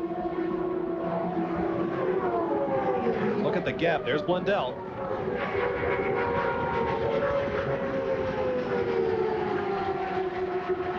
Distinctive sound of turbocharged IndyCar engines. Now Blundell up on slower traffic has to dart up high. That's Walter Salas, who tried so hard to get his lap back. It didn't work. Now the front runners come by. Blundell, it appears, can open up a lap pretty handily on the third place car of Tracy right now. Tracy going for the draft everywhere he can find it. Every little bit helps. You can get them to pull you down that straightaway and just get them before you go in there to turn 3. You'll build up a couple of miles an hour speed going in there, and it really slingshots the car through the corner. 189 laps complete. There will be 60 laps to go next time by, which raises the possibility of one stop between here and the finish. There is Alex Zanardi running out the bottom of your screen.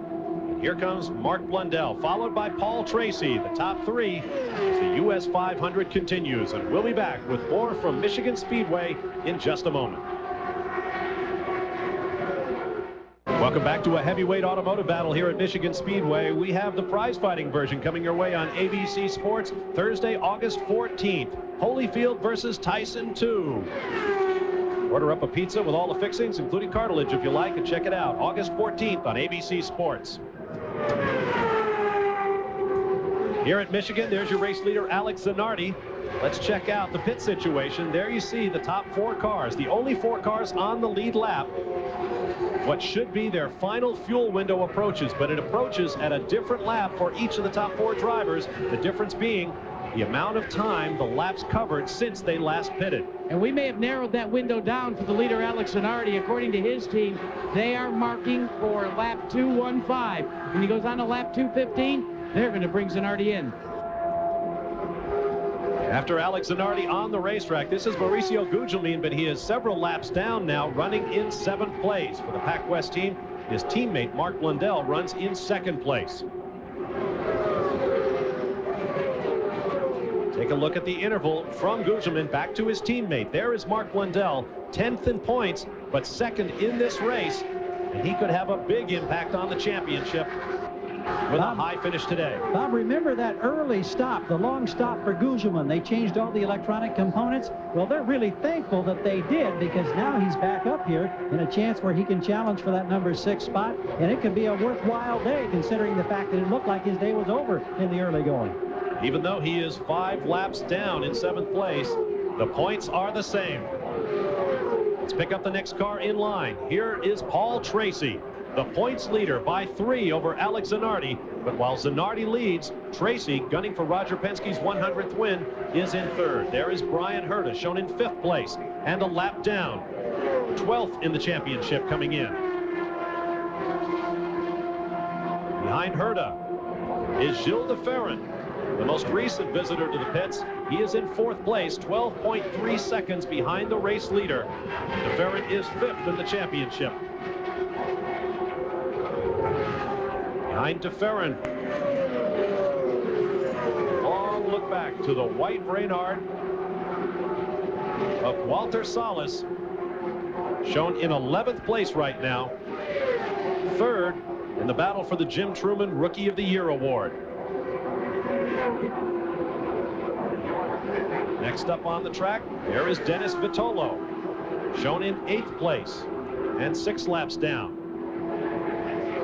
Vitolo making limited appearances in the PPG Kart World Series this year.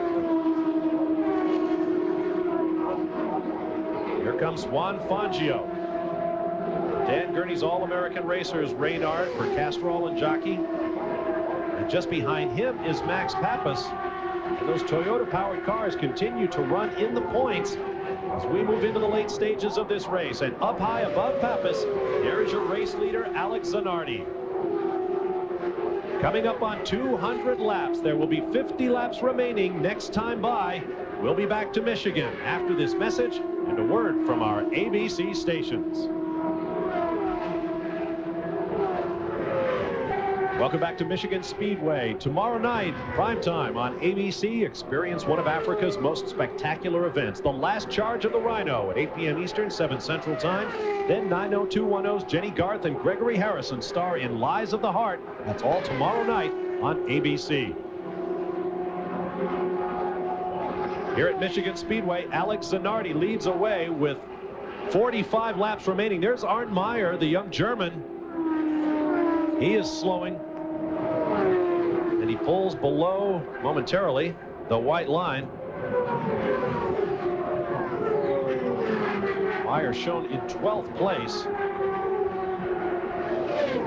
While we can, as you ride with Gilles DeFerrin, let's update our stories. The heat is cooling off here in the afternoon in Michigan. Heavy cloud cover overhead. In fact, rain before the day is out. What a change. And that is bringing speeds up once again.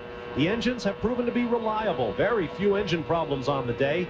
Tires, 4 cut tires from debris, as best we can tell. 2 of them, one by Parker Johnstone, put him in the wall. Mauricio Gugelmin managed to keep his car off the wall and make the pits. And in the points race, Paul Tracy, the points leader, is currently running 3rd on the racetrack. Alex Zanardi is up front. He is 2nd in the championship. And Michael Andretti, who came in 3rd, is now out. But the man you ride with, Gilles DeFerrin, who entered this weekend 5th in the title chase, is 4th in the race. There you see our race summary. Alex Zanardi leads. The green flag race average speed, 219.216 miles an hour. 8 liters, 11 changes. Here are the cars out of the race. And the risk includes many of the top men in the points, including Michael Andretti and Greg Moore, who chose not to speak with us after dropping out of the race.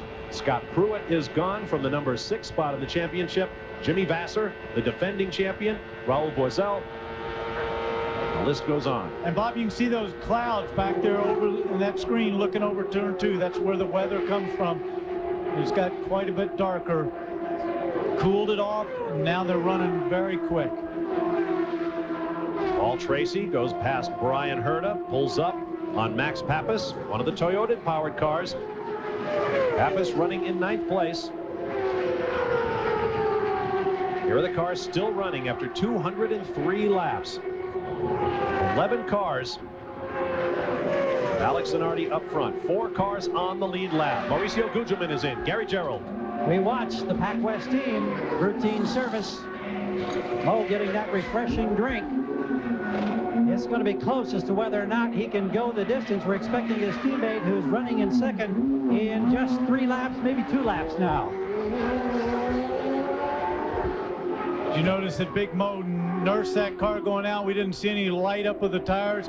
Took it very gently, didn't want to do any damage. And it'll be Blundell on this lap. The crew is over the wall. They'll be waiting him. They're at the pit out, so he's got a long way to go at no more than 80 miles per hour down pit road.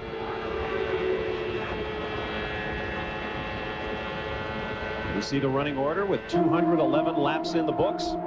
Now, if the points were awarded now, here's how the championship would stand. Alex Zanardi moving into the race lead. Paul Tracy dropping to second by 4 points, followed by Gilles de Ferran and Michael Andretti dropping out of third down into fourth. Mark Blundell heads for his pit marks. Boy, beautifully the way he glides it in. An experienced driver, buoyed by 2 victories in the last 3. New virtually to oval racing, wing change up front, waiting for all the fuel. Still waiting, now he's going. 14 seconds for Blundell and Pac West. Will he be able to go the distance? I don't think so. If we stay green, I think we'll see him again. Gary, you mentioned that he's waiting for fuel. Of course, they want to get every drop of fuel in on this last one to see if they can go as far as possible, make it to the end without having to stop again. Yeah, and Danny, we should point out that with these larger tanks that are used for the 500-mile race, the gravity flow, and when the fuel load is lightened in those large tanks, it takes longer for the fuel to come out. That's a little different than what we see early in the race. 213 laps complete. On the left, Paul Tracy in second. On the right, Gilles de Ferran in third.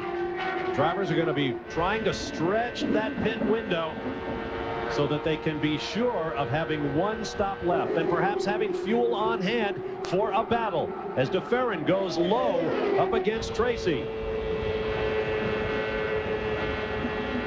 There's the view from de Ferran's cockpit. Late in a 500-mile race, the kid gloves come out in the pit area as de Ferran goes by Tracy for second place. Now there will be no changes on Alex Zanardi's car, simply 35 gallons of methanol, and then they will send him out. Now remember the last time, they want to make sure that they drop the air jack. Don't worry about it. Chip Ganassi tells us this, now go. And they send him out in 13.5 seconds. And this is now for the lead as Paul Tracy comes back around Gilles de Ferran. Alex Zanardi made his pit stop. De Ferran and Tracy are wheel to wheel. It looked like Paul Tracy was coming down on him a little bit there.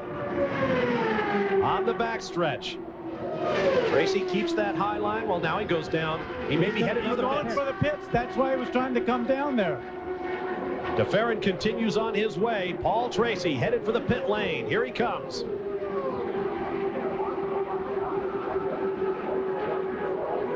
Lots of room out there in the pit lane this late in the race with 8 cars running.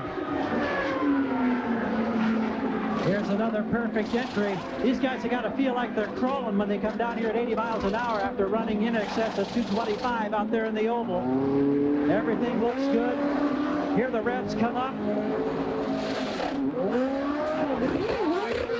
Going 15.5 seconds. That's a little longer than usual. Gary, everybody was gently going out of the pits, but not Paul Tracy. He lit him up and gave a great show. Perhaps he realized that he had given up 2 seconds on the pit stop to Alex Zanardi. And remember, we mentioned early when we started, Bob, 2 seconds in the pits, 250 yards on the racetrack at these speeds. And Gary, you may wonder, when is Gilles de Ferran going to bring his car onto pit road? Derek Walker just radioed to his driver. We'll pit in 4 laps, 4 laps. And that's going to put him in the possibility that he can, without question, go the rest of the way without a stop. I think there's a margin of doubt on some of these others who just pitted. Well, guys, let's not forget, he was the last guy in the pits under that yellow. He waited later than anybody else, so he pushed his window that little bit further. How many times have we seen it this year? A driver who's questionable on fuel, dicing with a driver who knows he can get to the end. Now let's take a look at our lap chart. Laps since the last pit stop. Gilles de Ferran already deep into that window, pushing the envelope as far as he can in order not to have to stop before the end of this race. Alex Zanardi and Mark Blundell have already made their stops. Blundell with 5 laps since he took on fuel and tires. Zanardi just 3. You think this race is physical? Between that screen, could you see Gilles de Ferran on the straightaway take his right hand off the wheel and was flexing it back and forth just to keep a little circulation going. He's got a pretty good grip on it in these corners. They're pulling 4 Gs through there. There's a lot of load on the hands.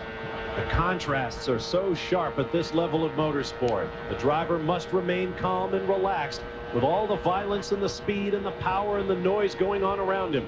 And the heat still quite warm, but the cloud banks continue to roll over. Brian Herta pits from 4th. Make that 5th for Herta, running a lap down. once again, a very, very careful pit exit. Looks like he's slowing down to come in. He went down low, Gilles de Ferran. That's indeed the case, Danny Sullivan. Derek Walker has called his driver in. They know that now they can go without having to have to come in for what we call splash and go. Their telemetry tells them they've already run this number of laps before. They'll be able to do it. Now, de Ferran brings the car in, hits the blue and red marks exactly, and the team goes to work. This should be a nominal stop with no changes anticipated. They did change the air pressure on the tires before he came in, made a small adjustment there. Now they need to take the 35 gallons of methanol. Once it's full, they send him away. Conservative pit stop for the Walker team. To the left of your screen, Alex Zanardi flashes across the start-finish line to retake the race lead. There he's going by Gilles de Ferran, who's trying to get that car up to speed, but losing a lot of ground. So are we set now for the run to the checkers? That remains to be seen. It is Zanardi, de Ferran, Blundell, and Tracy. Brian Herta a lap down. We'll be back. Michigan, don't forget, coming up next, final round coverage of the Senior British Open. John Bland came into the day as the leader after 3 rounds. The Senior British Open, final round coverage coming up next on ABC Sports. Here at Michigan, Alex Zanardi's pit crew must now wait. Their work is done. Their man is on the track with fuel and tires to go the distance. He is the race leader. Mark Blundell shown in second, 21.4 seconds down, and then a lap down. Paul Tracy was just put down a lap by race leader Zanardi. Bob, I got to correct you. The pit crew hopes their work is done for the day, except the celebration in Victory Circle. Maybe that's what that fellow was just reminded of as he jumped back to his feet. Alex Zanardi with a couple of victories on the season, second in points. This is his chance to put a sword into the point standings and move right to the top with a victory at the US 500. It would be the first 500-mile victory for Zanardi and his first win on an oval. Comes up behind Brian Herta and motors by a Reynard chassis with Honda power and Firestone tires. Scanning the racetrack to find the second place car of Mark Blundell, and there he is. And at this point, Alex Zanardi is closer to Mark Blundell's gearbox than he is to his nose piece. A tremendous run for Zanardi, who seems to have this amazing ability to just put in fast laps, one after another. Recall Cleveland earlier this year, where he ran 16 laps faster than the fastest lap from the next fastest man. With each lap in the lead, the Target Chip Ganassi Racing Team puts $25 toward the Target House at St. Jude's Children's Hospital in Memphis, Tennessee. And should Alex Zanardi win this race, it will be a $5,000 donation. Look at the lap speeds on the most recent complete lap. Zanardi, 4 miles an hour quicker, almost 5 miles an hour faster than Paul Tracy, 3 miles an hour, 3.5 faster than Gilles de Ferran in fourth. 20 laps to go. The countdown begins in earnest for Alex Zanardi. This is the time, though, that not only is the team and Chip Ganassi nervous, so is Alex Zanardi. It's like, how hard do I push him? I don't want to break the car, but I don't want to lose my momentum. I want to keep running what's got me here. I want to run that same pace, but no mistakes. And please, car, hold together for these last laps. Let's check out all 4 of our front-running cars now with our pit crew, beginning with Jackaroo. Well, let's ask about Alex Zanardi. Danny, you were trying to say, was he concerned about the car? First of all, Zanardi is not concerned about fuel. They've got plenty. His car owner, Chip Ganassi, however, is concerned about the race pace. He keeps counseling his driver, Alex Zanardi, to go easy and to take it slow and deliberate. Now, going back to the 4th place runner, Gilles de Ferran for Derek Walker, He also has concluded his scheduled pit stops. He too has plenty of fuel. What about second and third, Gary Gerald? Well, for Mark Blundell, remember, he was the first of this group to cycle in, and he was the one we were concerned about being able to go the distance, and John Anderson has confirmed that. I asked him, he says, well, unfortunately, we're going to have to play it a little conservative on fuel. We're hoping that we have enough to get to 250 laps, but there definitely was a tone of question in his voice. As for Paul Tracy, not much conversation on the radio. We reported earlier that in addition to losing telemetry, his radio battery was going down. So they tried to minimize radio conversation so that if they need it in the late laps, they still have some power to handle the radio. Meanwhile, they're also saying it can be close on fuel for Tracy, but they believe they've got enough to get to the checker. So the points leader coming in, Paul Tracy, is walking a high wire here in the closing laps of the US 500. See the speeds. Zanardi remains the fastest car on the racetrack. There's Juan Fangio, who has pitted. No particular rush about this stop. Fangio was running 7th, which would tie his best ever finish in the PPG Kart World Series, but things are looking a little awkward down there right now. Among the cars still on the racetrack, Max Pappas could tie his best career finish in 9th. If he gets up to 8th, should Fangio go down, then that would be his best. Dennis Vitolo, Walter Salas, Arndt Meyer, all out there in career best finishing positions as things presently stand. There is Mad Max, born in Como, Italy, at the foot of the Alps on Lake Como, within earshot of the International Grand Prix circuit in the Royal Park at Monza, Italy. Broke into North American racing with a dazzling performance in the sports car race, the 24 Hours of Daytona, cutting qualifying lap specials at the end of 24 hours of racing in a Ferrari. He replaced the late Jeff Krosnoff in this car with Arciero Wells Racing. He is making the most of it. Look at his progress through the field from the 23rd starting position to his current 8th place.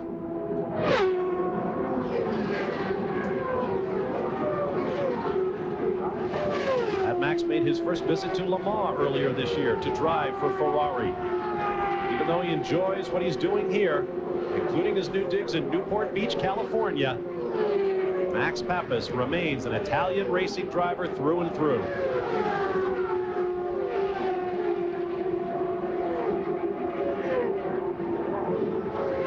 In fact, he has an interesting relationship with the race leader, Alex Zanardi. Zanardi came over from Europe to test for Chip Ganassi as Gilles de Ferran goes underneath Pappas.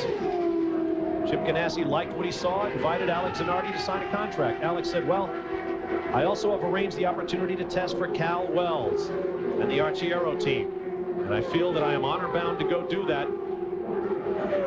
Zanardi says Cal Wells said, go with Chip Ganassi.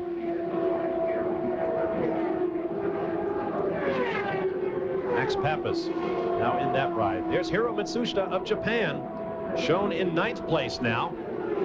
Moving forward from the 26th starting position, a Reynard chassis, Toyota power. He is Max Pappas's teammate with Arciero Wells. He is also, as you may know, the owner of Swift Engineering. It is his company, under engineer David Bruns, that designed and built the Swift chassis that Michael Andretti won with in the season opener in Homestead, Florida. Cristian Fittipaldi also runs a Swift for the Newman Haas team. But the man who owns the company that built that car drives this machine. Matsushita's best career finish in the PPG Kart World Series came at this racetrack in 1994 when he finished 6th. 10 laps remaining here at Michigan. The 500-mile odyssey is over for much of the field, but it remains an adventure for the cars remaining on the track as Gilles de Ferran works his machine in 4th place. And he's trying to close right there on Paul Tracy. That's the final podium position up ahead. He wants that spot, and if Paul's having to be conservative because of fuel, Gilles de Ferran has plenty of fuel. And Paul Tracy, you can be sure, does not want to give up any more championship points, particularly to a man who was in the top 5 in that championship. 5 men covered by just 15 points coming into the weekend. DeFerrin goes under Tracy for third. Paul does not want to let up that spot. He stayed right there with him. I think Gilles just got a little too much on the lower line. Here's a look at Gilles DeFerrin, husband and father of 2 children. This is a typical Derek Walker race. The car didn't seem like it was that good at the beginning. He wasn't on the leaderboard. He wasn't around. They just kept fiddling with it all day long. And look where he is at the end of the day. The upper left, the roll call of the drivers who will not finish the US 500 here at Michigan. There is another 500-mile race coming up this year, the season finale at the California Speedway in Fontana. Roger Penske's immaculate new 2-mile facility, basically a blueprint of this track in Michigan. Slightly lower banking, spectacular spectator amenities, and great racing, you can be sure. Paul Tracy, right there on your screen, has already tested at the California Speedway. The season will end there, and perhaps there, the championship with it.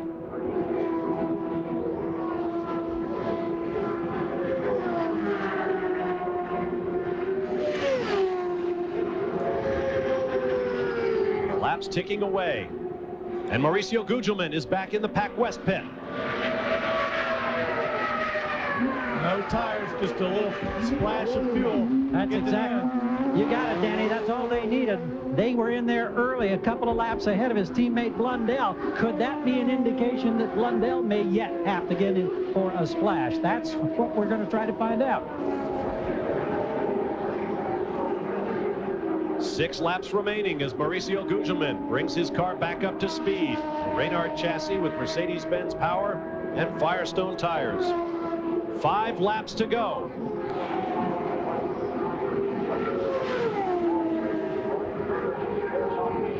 There is the race leader, Alex Zanardi. His first visit to an oval track in Homestead resulted in a wheel coming off the car and spinning into retirement at the beginning of last season. But he has come back. There on the left of the screen, the picture in the upper right, Joe Montana. Part owner in the team. Next to him, Mo Nunn, engineer for Alex Zanardi, the man who talks with his man on the radio. 4 laps remaining for Alex Zanardi. 4 laps to victory. The winner's purse and the Vanderbilt Cup. 4 laps to the points lead in the running for the PPG Cup and a $1 million bonus. Sweeping across the start-finish line, 3 laps to go for Alex Zanardi.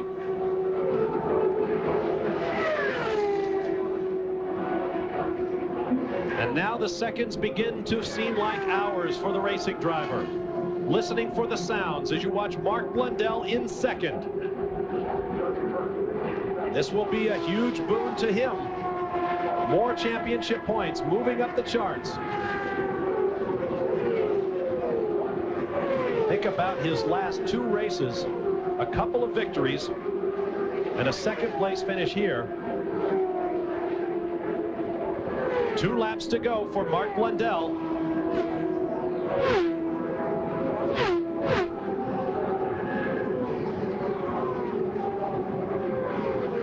Walter Salas just ahead as Alex Zanardi flashes down the backstretch.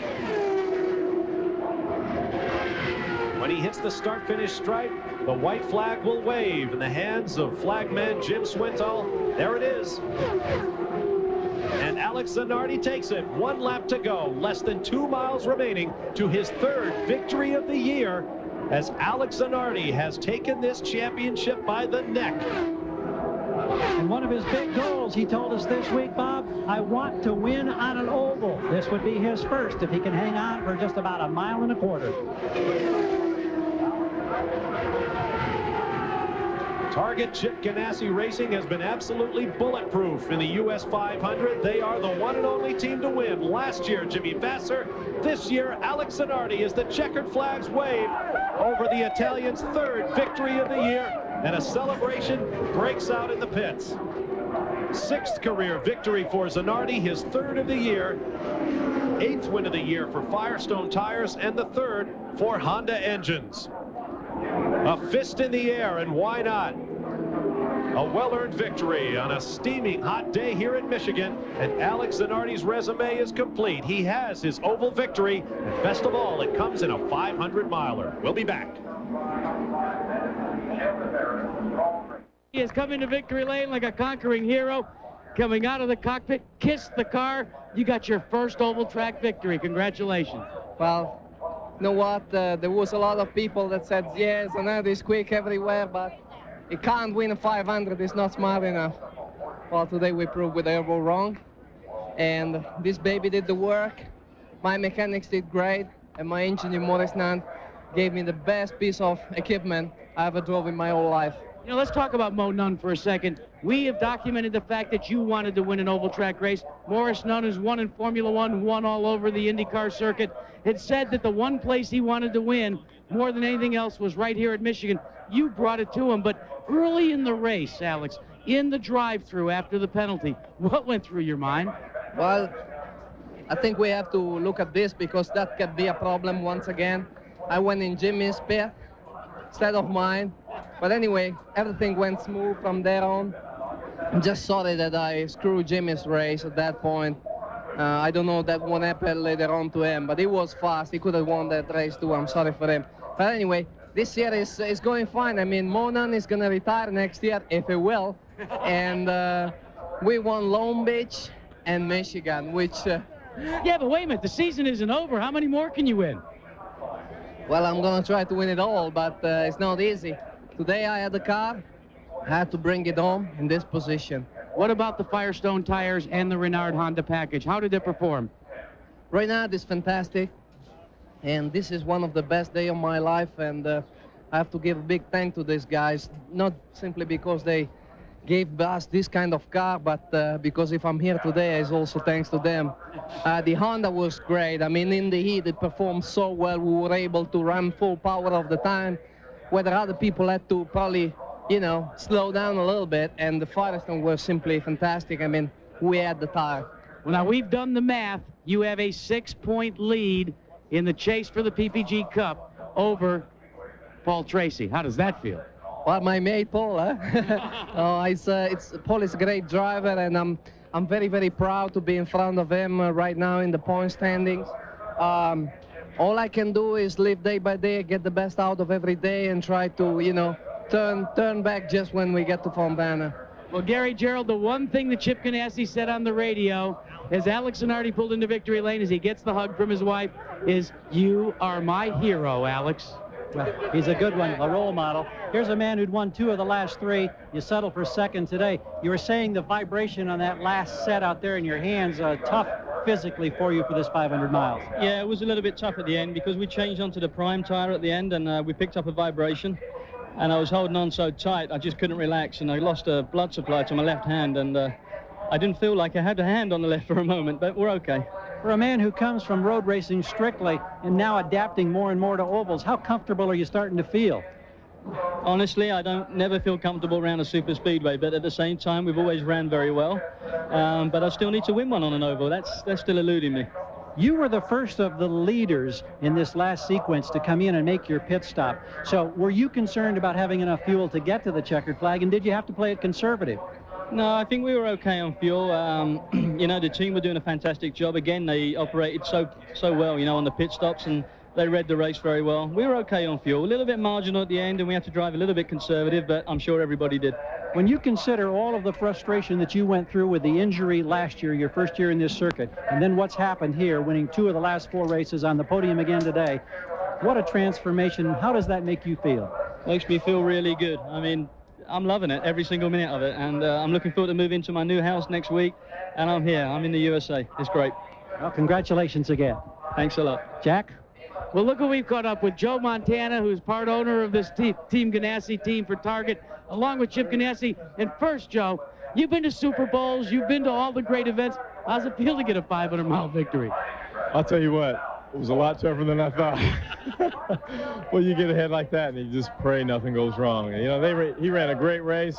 The guys did a great job, you know, and it's just great to be a part of it. I'm happy for Chip especially, you know, to come back here the second time in a row, and money's a little different, but it's the same win. Chip Ganassi, come over here, because one of the things you said about bringing Joe Montana on board is that he could bring a winning attitude. It seems to have worked for your team. Vassar last year for the Vanderbilt Cup, and now the US 500 again, this time with Zanardi. I mean, hey, we love having Joe around. We love Michigan. On target again, just where we should have been. I mean, who said that? Deja vu all over again. We were leading the thing, and it was like last year. I mean, we were just passing people at will. And, I mean, I'm happy for Alex. He was so much in his career looking forward to an oval win sometime. And what a better place to do it than Michigan. And $5,000 for the win goes to the St. Jude Children's Hospital, plus a lot of lap money, too. No question. A lot of lap money, a lot of big weekend for St. Jude's, I'll tell you. Big weekend for them. We're proud to give it to them. Big weekend for Zanardi, Ganassi, and Montana as well. Bob? All right, thanks, Jack. Well over $22,000 now donated by the team to St. Jude's Children's Hospital. Here's a look at the unofficial results. Alex Zanardi gets the big one, the US 500. Mark Blundell finishes second, Gilles Deferin third, Paul Tracy, Brian Herta, and Mauricio Gugelmin follow. Let's look at the victory streak this year by Alex Zanardi. First, on the hot streets of Long Beach, California. And then at Cleveland, coming from the back of the pack and carving happy donuts of victory on the airport runways at Burke Lakefront. And then here at the US 500, the biggest victory of Alex Zanardi's career, you can be sure. What did Chip Ganassi call it? Deja vu all over again. Although a good baseball man like him should know Yogi Berra supposedly said that. We'll be back to Michigan after this message and a word from our ABC stations. The PPG Kart World Series season is now complete. Race 13 is coming up from the Mid-Ohio Sports Car Course in Lexington, Ohio. It is tight, it is twisty, and it is fast. Last year, Alex Zanardi and Jimmy Vassar finished 1-2 en route to the Series Championship and Rookie of the Year honors. Be sure to join us for the Miller 200 from the Mid-Ohio Sports Car Course, Sunday, August 10th at 3 p.m. Eastern Time on ABC Sports. Welcome back to Michigan. Gilles Deferin is standing by down in Victory Lane. Gary Gerald is with him. Gilles Deferin, you end up on the podium in third place. Tell us how physically demanding, how tough is 500 miles in one of these races? Well, I'm very tired indeed. It's very, very tiring. I mean, you know, there's vibration, there's the noise. I got ringing ears, and my hands are numb, and I'm a little dizzy, but it's all right. But when you spell all of those things out, are you safe out there running at these speeds under those conditions? Oh, yeah, because you only feel that when you stop the car and you let the concentration go away, you know, then all of a sudden it hits you. But when you're out there, you know, at least I was trying really hard to catch Tracy, and the concentration is 100%, and you hardly feel anything. You're just, you know, focusing on getting best result. Now, you take a step here in the championship point standings. I believe you'll be in the number 3 spot. Were you aware of the fact that Andretti and Moore were having problems early? Yes, I was.